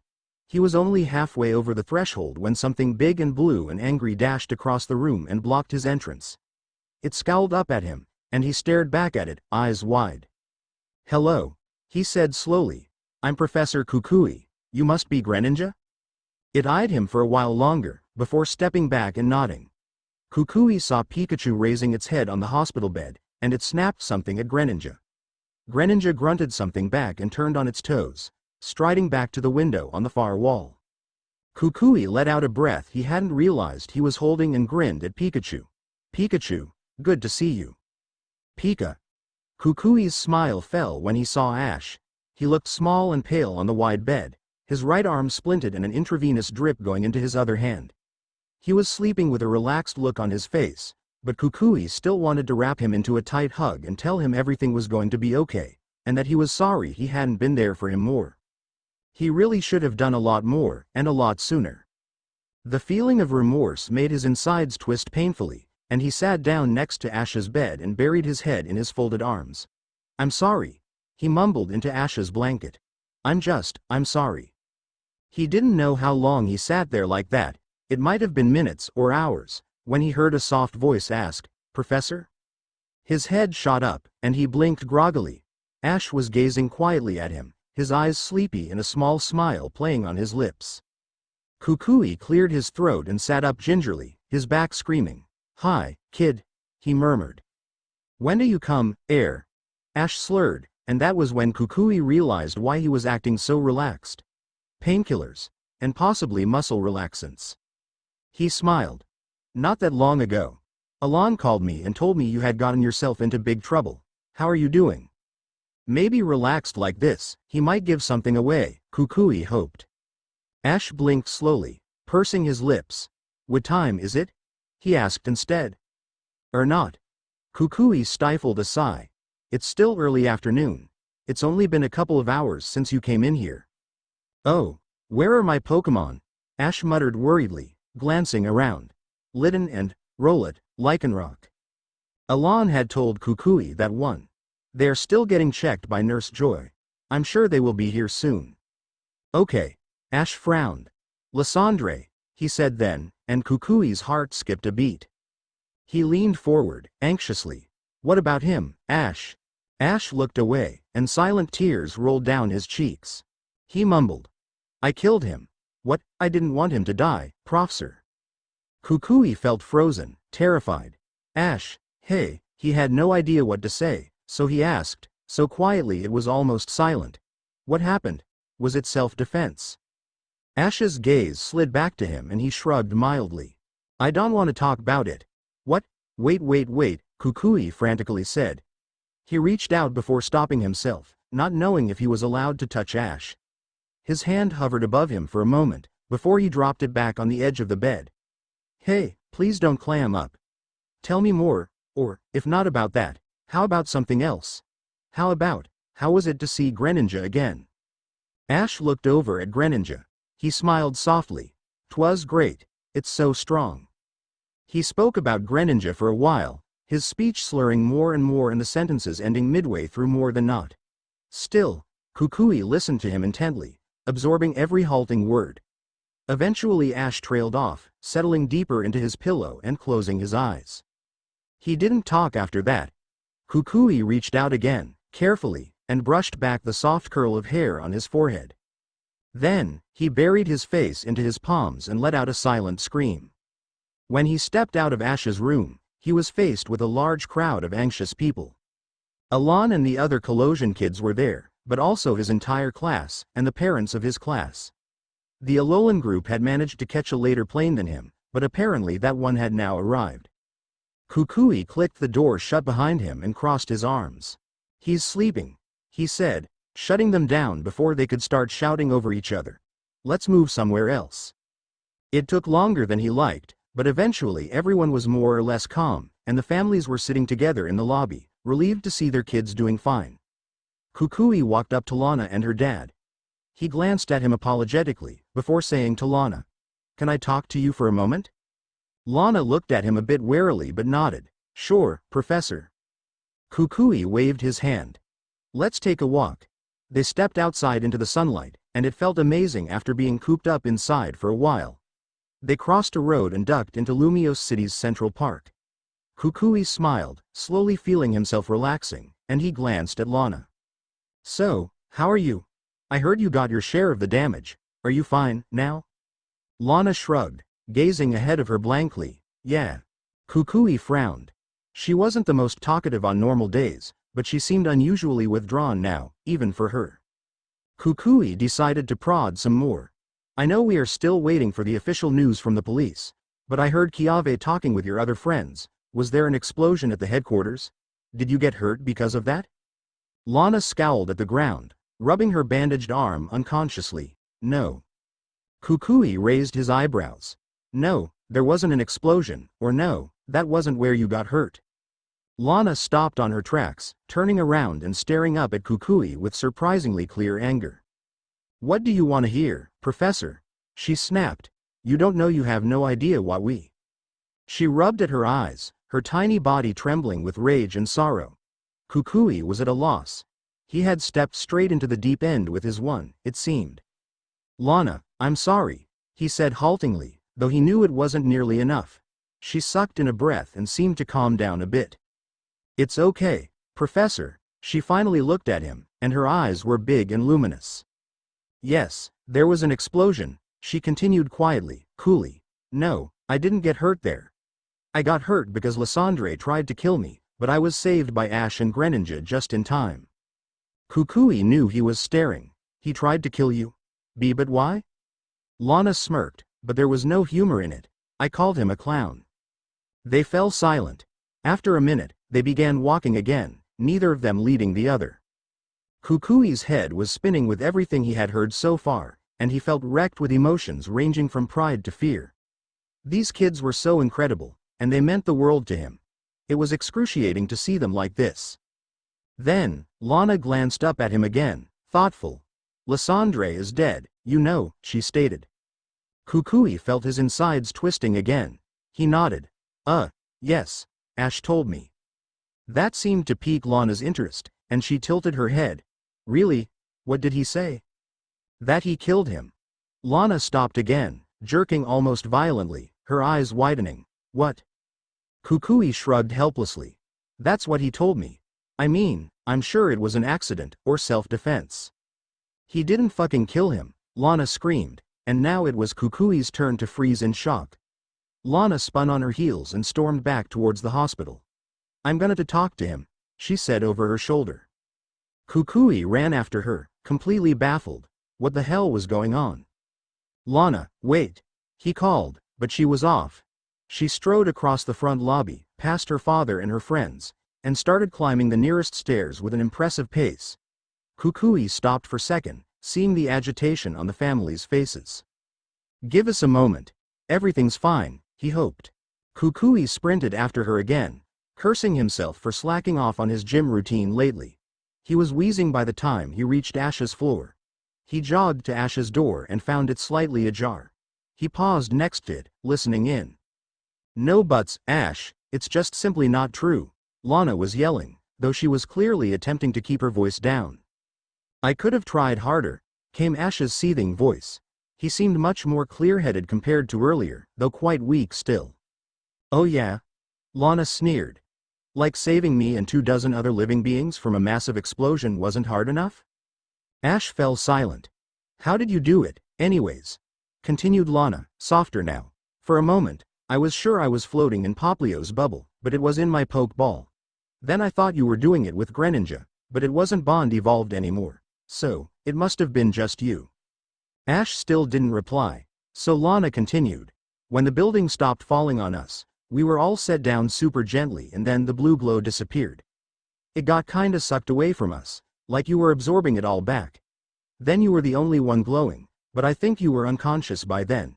After that faded, it was just really silent, and really dark, and your face was all bloody and you weren't responding. Lana trailed off, her voice getting strangled. Kukui's heart was racing, and he felt bad for listening in, but he was in too deep already, he needed to know. Lana, spoke Ash then. He seemed to hesitate for a moment, before asking, have you ever heard about Aura? No, thought Kukui. No way. Yeah, like what Lucario used. Lana answered slowly. What about it?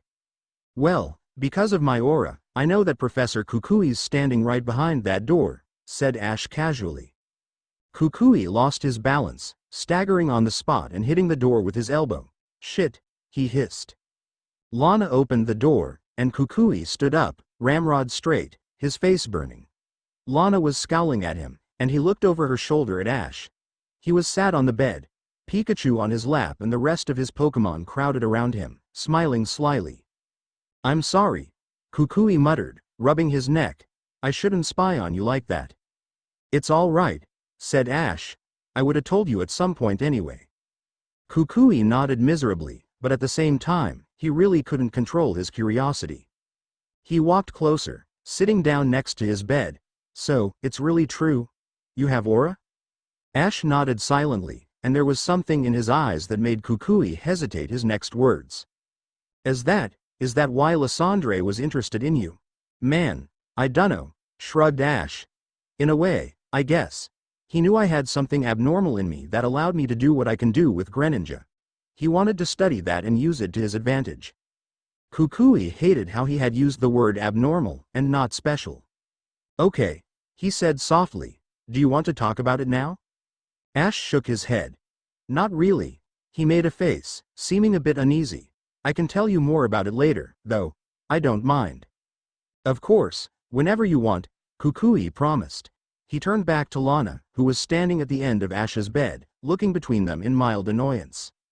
Well, I for one don't really know how this aura stuff works, but I just know it saved my life back there, she said firmly. Ash saved my life. And he didn't kill Lysandre, Professor, you just gotta believe me. Lysandre died because he was crazy with power and tried to blow us all to bits. Ash did his best to protect him, but I don't think you can easily save someone who doesn't want to be saved. Kukui turned to look at Ash, but the boy had lowered his gaze, staring intently at Pikachu. He took a deep breath and let it out, before smiling gently. Thanks, Lana, he murmured. There was a knock on the door and Dr. Annie stepped in. She glanced around the room, probably sensing the weird mood. Shrugging then, she smiled at Ash. I'm here to check your IV and your bandages. If your friends could step out to the hallway for a minute. Kukui stood up. Yes, let's give them space, he said to Lana. He paused, looking at Ash. You want us to come back? Or do you want to be alone for a moment? Ash was still looking at Pikachu, petting its soft fur. I guess I would like to be alone. He began slowly. But can you tell my mom to come see me when she gets here? Yeah, of course, answered Kukui, his chest hurting with all kinds of emotions. He shooed Lana along, and they left Ash's room in silence. When they got back to the lobby, Lana beelined to his father's side and buried her face into his chest. Her father wrapped his arms around her and whispered something into her hair, before raising his eyes to look at Kukui. He didn't look angry, but Kukui knew there would be words said, later. Kukui closed his eyes briefly, suddenly exhausted. He leaned against a wall and sighed deeply. What a day. Then, someone cleared their throat near him. Hey, Professor Kukui. He opened his eyes and saw Alon standing there, his face serious. Kukui blinked at him, flustered. You all right? The kid asked after a moment. Yeah, yes. Kukui hurried to answer. Yup, yes, I'm okay. Alon raised his eyebrows and crossed his arms. Okay, so, how was Ash? Kukui hesitated, his mind sorting through his conversations with Ash from that day. He bit his lip and backpedaled. He's going to be okay. Not today, and maybe not tomorrow, but eventually. Alon nodded, his gaze far away. Yeah. They migrated to the nearest bench and sat down. Kukui leaned his head back, resting it against the wall behind it. He would be okay, too. Eventually. His mom's plane was delayed, so after dinner, his friends came to visit instead. It was great to see them again. Ash sat on the bed, grinning his face sore, and listened his friends joking around. Kiave, Serena, Bonnie and Clement were unharmed, and they weren't talking about Lysandre, so it was good.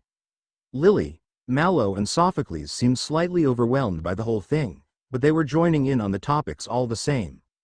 Lana and Alon hung back and sat by the window with Greninja, but Ash chose to ignore them and their unsociable, sulky aura. He was having fun. Ooh yeah, have you guys ever heard about Hoopa? Giggled Bonnie, joining in on a heated conversation about legendary and mythical Pokemon the older kids were having. I think I read about it once, said Lily thoughtfully. It can warp space, right? It can reach out through its rings and seize anything from anywhere in the world. What, really? Yelped Sophocles, almost falling off his chair. I want that power. That would be so useful, grinned Mallow. I can see it working great in our restaurant. No more running around between tables. Clement chuckled. We met it, you know? It's pretty cheeky and unpredictable. I don't think it would make a good waiter. Really? Gasped Kiave. You met the mythical Pokemon Hoopa? How was it? Serena, Bonnie and Clement all turned to look at Ash. He saw everyone else turn to stare at him too, and he shrugged, suddenly feeling almost self-conscious. Exposed, in a way. The cast felt tight around his shoulder, and he wanted to fidget with it. The IV needle itched, and his legs were restless. He squinted against the bright lights. His head hurt. It was eventful, he ended up saying, when the silence stretched uncomfortably. Hoopa is an amazing Pokemon. Pika, the room was quiet, suddenly. His friends were looking at him oddly, almost worriedly. Ash mustered up a smile, his hand tightening around Pikachu. He let out a short laugh. Hey, you must be tired, said Mallow gently. She and Serena shared a knowing look, and Serena nodded. Yeah, it's getting late and it's already been a really long day, she added. After all that happened today, I think all of us should be going to bed. You two are right, agreed Clement. He grabbed Bonnie's shoulder and stood up. We should be going too. Bonnie huffed and puffed at first, but Clement made a face at her and she sobered up quickly. Yup. See you tomorrow, Ash, she chirped. Kiave, Sophocles and Mallow stood up too, and Ash watched as they all waved their goodbyes and left the room one after another, leaving just Alon and Lana by the window. You're not that convincing, you know, said Lana, walking up to him, and Ash winced. Gee, thanks, Lana, he grumbled. Lana smirked, slapping his knee playfully. See you in the morning, Ash. Don't get into any trouble in the meantime. Ash grinned, and he was surprised how genuine it felt. After Lana ducked out of the door, Alon stopped by the end of his bed too, nodding his head slightly. Yeah, rest up, pal. Tomorrow is a new day. Thank you, Alon, really? Ash said, smiling. Alon hesitated briefly. Hey, by the way, he said then. I got a text from my friend Jenny. The police are still working on clearing the scene together with the fire department, but they think they got every former and new Team Flare member arrested. Even Mabel and Celosia, this time. Ash nodded numbly. Okay. He knew he should have felt relieved, but he just felt tired. Alon continued. They found a backpack as well. It had some stuff in it that made them think it might be yours. Alon chuckled shortly. I will try to get it back to you next thing tomorrow. Thanks, said Ash, and he glanced at Pikachu. It's Pokeball, he hoped it was safe. No worries, Ash, Alon said. He waved his goodnights, and when the door closed behind him, Ash breathed out and sank deeper into his pillow. He was exhausted. Lycanroc, Litten and Rowlet were already snoozing on the end of his bed. Pikachu curled tighter on his lap, and Greninja sat down by his bed, closing its eyes. Ash relaxed, focusing on the sound of their soft breathing. He was asleep almost immediately. He woke up to a soft humming a couple of hours later. It was his mom, he knew, before he had even opened his eyes. Her aura was warm and familiar, and it reminded him of home. He smiled, turned his head on the pillow and looked up at her. "Hi, Mom." She quieted down. Her hand in his left one tightened, and she hiccuped. "Oh, did I wake you up?" she asked. Ash shook his head and she brushed a hand along his forehead, smiling softly. "How are you, honey?" "I'm fine, Mom." He scooted back on the bed, grimacing, trying and failing to find a better position. "I just want to get out of here already." She sighed. "I know, honey. But Dr. Annie said you need to spend the night. You lost a lot of blood." She tilted her head, looking at him curiously. "I didn't know you got nosebleeds. Is it a new thing?" Ash hesitated. In hindsight, he now knew it had been something to do with his aura, but it had startled him, too. It had happened after Lysandre's experiments, and apparently, he didn't remember much of that, after he had protected everyone from the explosion. Though, now that he thought about it, way earlier, when he was still practicing his bond evolution with Greninja, he remembered blowing his nose afterwards and seeing some blood. Back then, he hadn't thought much of it. He shrugged mildly. "Yeah, I guess it's a pretty new thing," he answered. "Well, just be careful from now on. Always bring a tissue with you." His mom smiled slyly, and Ash knew she was joking around. She sighed then, leaning back. "So, I was told we need to spend a few days here in Lumiose City, while the police are doing their work. But after that, are you coming back to Kanto with me?" Ash balked at her, his heart jumping uncomfortably. "What?" he blurted out, drawing his knees up and disturbing sleeping Pikachu.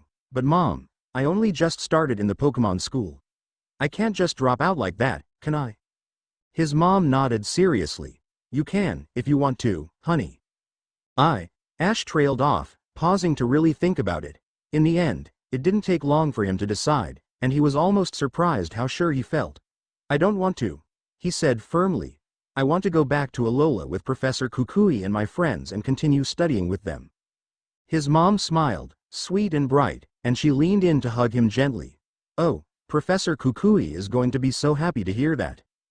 Ash returned the hug as best as he could, feeling a bit baffled. "Mom. He's been so stressed out, poor man." She chuckled. Her face softened, and she continued. "I think Alola has been good for you, and I think it will still be, after this. The nature and the culture, and all those nice friends you have there, it would be nothing like that in Kanto." Ash nodded silently. His mom's eyes widened, and she bent over to rummage through her bag. "That reminded me. I brought you something." She took out a Pokeball and handed it to Ash. He stared at it, his heart swelling with emotions. "Greninja's Pokeball," he whispered. He grinned, wide and bright, and he reached out to hug his mom again. "Thank you so much. I thought you might want it closer to you," she said happily. Ash glanced at Greninja, sitting by the window, and saw the pleased look on its face. Ash smiled and he leaned back onto his pillow, feeling content.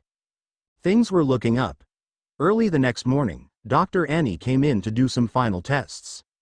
When she was done, she gave him a thumbs up and said, "Great work. You're as good as new. Just keep that shoulder brace on for now, and I will check on it before you leave the city, all right?" Ash pouted, poking at it sadly. "Do I really gotta? I can't train with this on so good." The doctor laughed, looking at him with warm eyes. "That might just be a good thing. It's there to remind you that your body is still in recovery, and that you should take it easy for a couple of days." "Man," sighed Ash. "That's so boring." The door opened and his mom stepped in, followed by Professor Kukui. "Are you ready to go, honey?" she asked. Professor Kukui placed his backpack, still slightly gritty, and a change of clothes, now clean from blood, onto his bedside table, smiling. Ash jumped off the bed, testing his balance. He felt a lot stronger already, though he had refused the latest dose of painkillers and now every part of his body felt kind of sore and stiff. It was still much better than how he had been the previous day, so it was fine. "Yep," he replied. He turned to his Pokemon, crowded around his feet. "You ready, guys?" he asked, and they cheered, excited to be on their way. The next couple of days went by in a blur. The police interviews were tough on him, though everyone was very considerate towards him and he wasn't pressured to expand on too many details. Mainly, they wanted to know about Lysandre's motivations towards gaining the power he wanted, about who Ash had seen there working for him, and about the events that led up to the explosion. Professor Kukui was there with him when he explained about his aura to a couple of high-ranking officers. They were told these testimonies would be logged in as restricted, and for everyone else, Ash was encouraged to say that he had been knocked unconscious and couldn't remember the events. Hearing that made him feel so relieved that when Professor Kukui took him for ice creams after, he couldn't stop smiling at every passerby and Pokemon he saw around. When he wasn't at the police station, he hung out with his friends at the park. It was fun for him to see his two groups of friends get along so well, and he knew they were going to keep in contact long after they separated.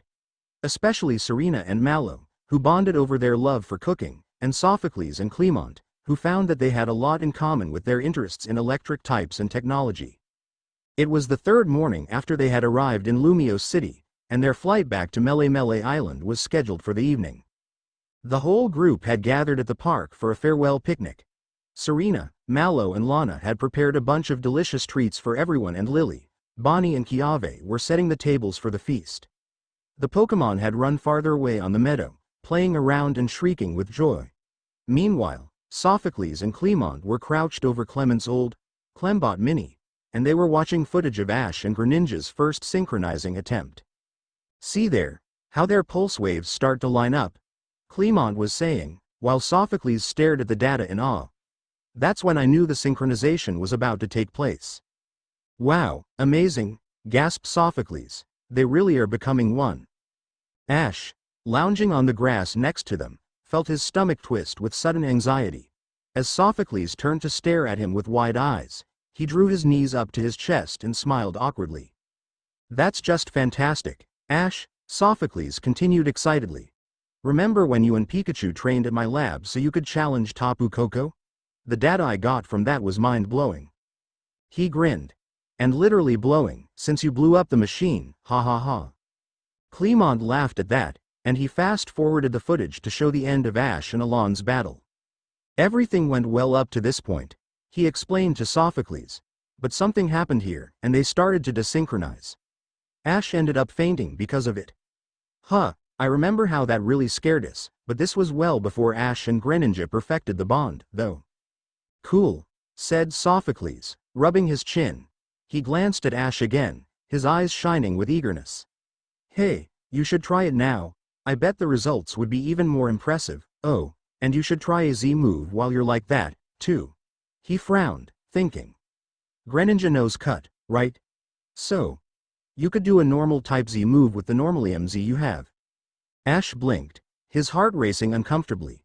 He really didn't want to be a subject to experiments anymore, especially not so soon after suffering through Lysandre's. But Sophocles was so excited, and Clement was nodding and smiling encouragingly, and he knew everyone would love to see Ash Greninja. He said, swallowing. Sure. Awesome," yelled Sophocles, and close by Lily and Kiave stopped what they were doing and turned to look at them. "What's going on?" asked Kiave, walking closer with Lily on his heels. "Ash is gonna show us his thing with Greninja," cheered Sophocles, still way too loud for Ash's liking. Everyone was now gazing at their direction curiously, and Ash wanted nothing more than to call back his Pokemon and run. "Guys, don't get too excited," he chuckled uneasily and pulled his hat lower on his head. "It's nothing that special." "Come on, you know that's not true," said Serena sunnily. "It's truly something else, and none of your new friends have even seen you battling like that yet." "I have," said Lana softly, and instantly everyone's attention was on her. But she was looking at Ash, her gaze thoughtful. It was incredible. "Wait, when?" cried Kiave. "I only saw it in that form really briefly. When did the battle happen?"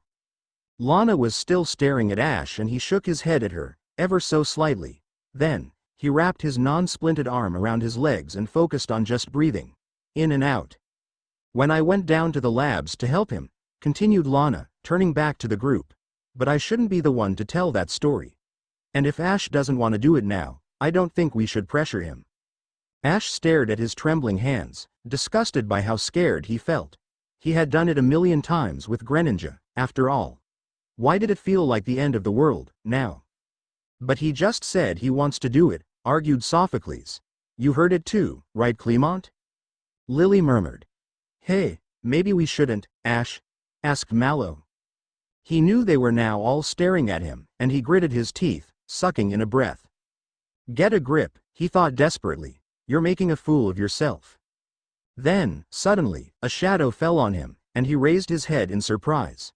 Greninja was standing in front of him, its long legs and torso blocking his view to his friends. And their view to him. Greninja, he muttered, puzzled. What's going on? Knee Granny, it said lowly, holding its hand out for him. Frowning, Ash grabbed its hand and allowed it to pull him up. Ninja, Gray Greninja. Ash stared at it. You want us to do it? Nya. Heart racing, palms sweating, Ash nodded. He didn't resist the transformation, and soon Greninja was standing there in its strongest form. It was still holding onto his left hand, when it sent, Lysandre is dead. Ash's stomach twisted. I know, but we are not his slaves. He cannot hurt us anymore, continued Greninja. We owe nothing to him. Ash shook his head slowly. Greninja, do you not feel stronger like this? When we are together, do you not remember how it felt to defeat him in battle? I do, said Ash, and he did. He remembered how great it had felt, the shared power and the unwavering connection between him and Greninja. It felt great now, too. He smiled and dropped his hand down to his side. Greninja nodded, solemn and pleased. Ash looked past it, at his friends. They were all standing there, silent and staring in awe. Ash grinned at them, and it shook him how real it felt. Sorry guys, I got confused for a moment. He chuckled. But Greninja reminded me what's important. So, he stepped back and waved his hand towards Greninja. The silence went on for a beat longer, before Sophocles and Kiave began squealing. Oh wow. It's so cool, amazing, yay, Ash Greninja, cheered Bonnie, and she ran through the crowd and wrapped her tiny arms around its body. Seeing Greninja's confused expression made Ash's chest bubble with laughter. He backed off and let everyone have a proper look. Lana appeared next to him. She wasn't smiling, and she said, I'm sorry, I should have kept my mouth shut. Ash blinked at her, taken aback. No, it's all right. It's not, though, Lana said. You haven't told us what happened, and you don't have to, she added quickly after seeing his expression, but we shouldn't assume that everything is instantly back to normal. I guess so, shrugged Ash. But like you said, you couldn't have known, and honestly, even I didn't know that it would scare me like that. But it's fine now, I promise. Okay, Lana allowed. Just remember that you don't have to agree to do anything you don't want to do. What's going on? Asked Serena's voice then. She was walking closer, looking at Ash with big eyes, concerned. Are you okay, Ash? Ash chuckled nervously, and Lana smirked, turning away. Anyway, I want to have a good look at Ash Greninja, too, she said, before briskly walking off. It took a while for everyone to calm down. Ash could feel the uncomfortableness oozing from Greninja, and he knew it had never been a fan of being the center of attention. Eventually, he did step up next to it and shooed everyone to back off. He smiled at Greninja, and asked, Do you want to try a new Z move with me? It considered it briefly before nodding.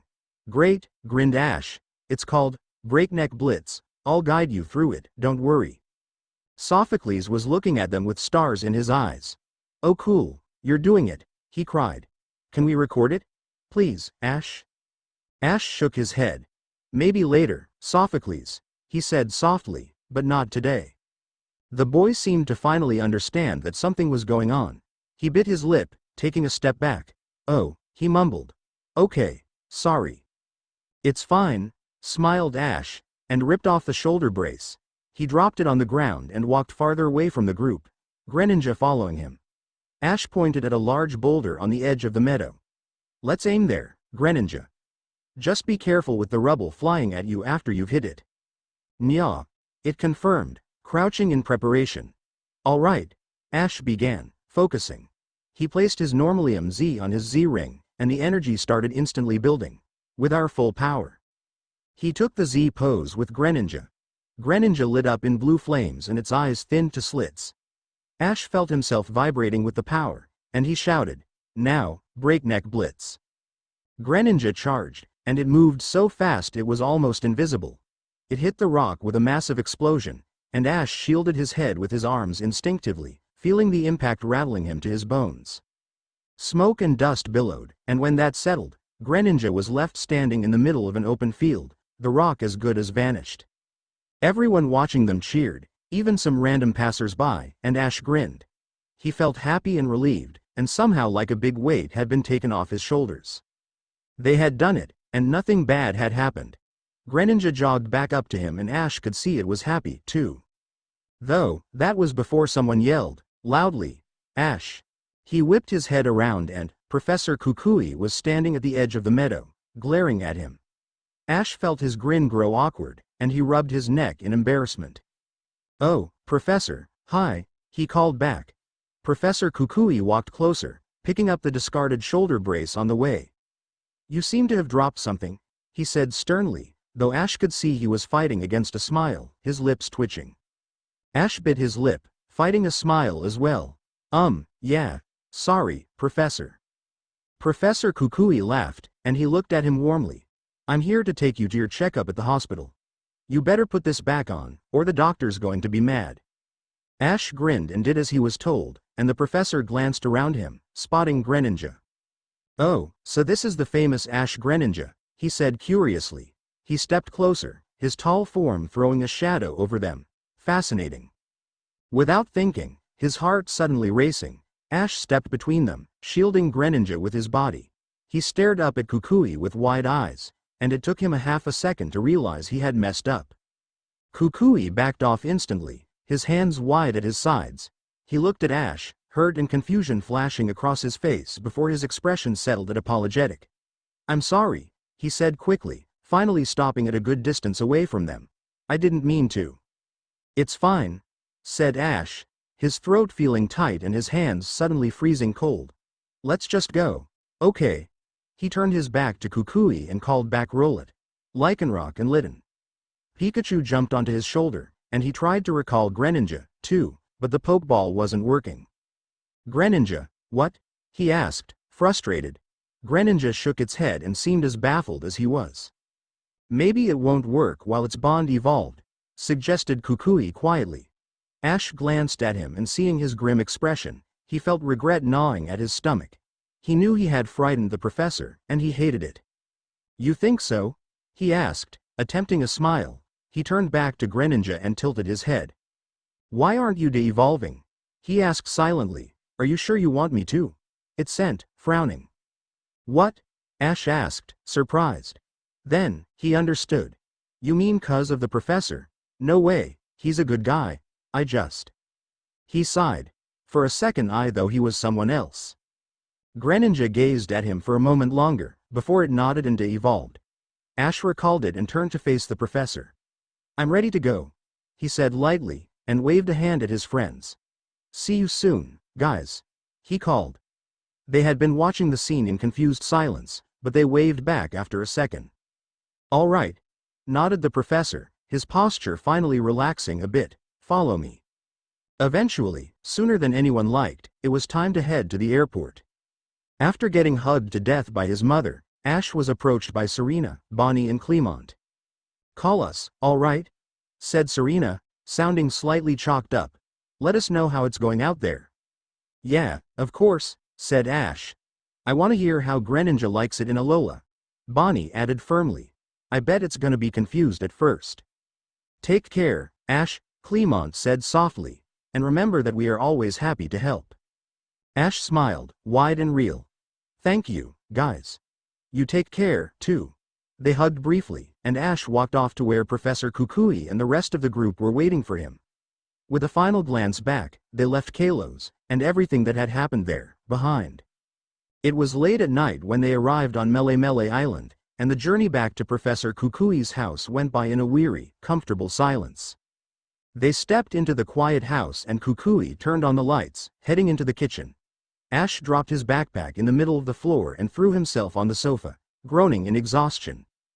Pikachu crawled onto his stomach, and they listened as Kukui warmed up some microwavable dinners for them. The silence made him feel strange, and it took him a moment to realize what was different. "Where's Rotom Dex, Professor?" he asked, sitting up. The professor glanced at him and chuckled nervously. "Oh, I turned it off. Just temporarily. I thought it might be slightly too curious and excited to be taken with me to Kalos." Ash briefly imagined Rotom Dex flying around in his hospital room, asking questions and demanding to collect data from him. He shuddered. "Okay. Thanks." Ash poured a big pile of poke chow for his team and Kukui brought the warmed-up meals into the living room. They sat around the table, munching the food down hungrily. When Ash then yawned, so big it stretched out his whole body, Kukui joined in on it and it made them both giggle tiredly. "Time for bed, it seems," said Kukui with a smile. Ash grinned. "Yeah." They left the empty boxes on the table and headed towards their beds. "Good night, kid," said Kukui, as they reached the ladder for the loft. "Good night, Professor." They stood there for a moment, neither of them moving. "Ash," began Professor Kukui then, his expression odd. Can I hug you?" Ash blinked, surprised. He nodded. "Of course." The professor leaned down and wrapped his arms around him. His grip was gentle but firm, and his beard tickled Ash's neck. Ash closed his eyes and hugged him back, something in his eyes suddenly making them burn.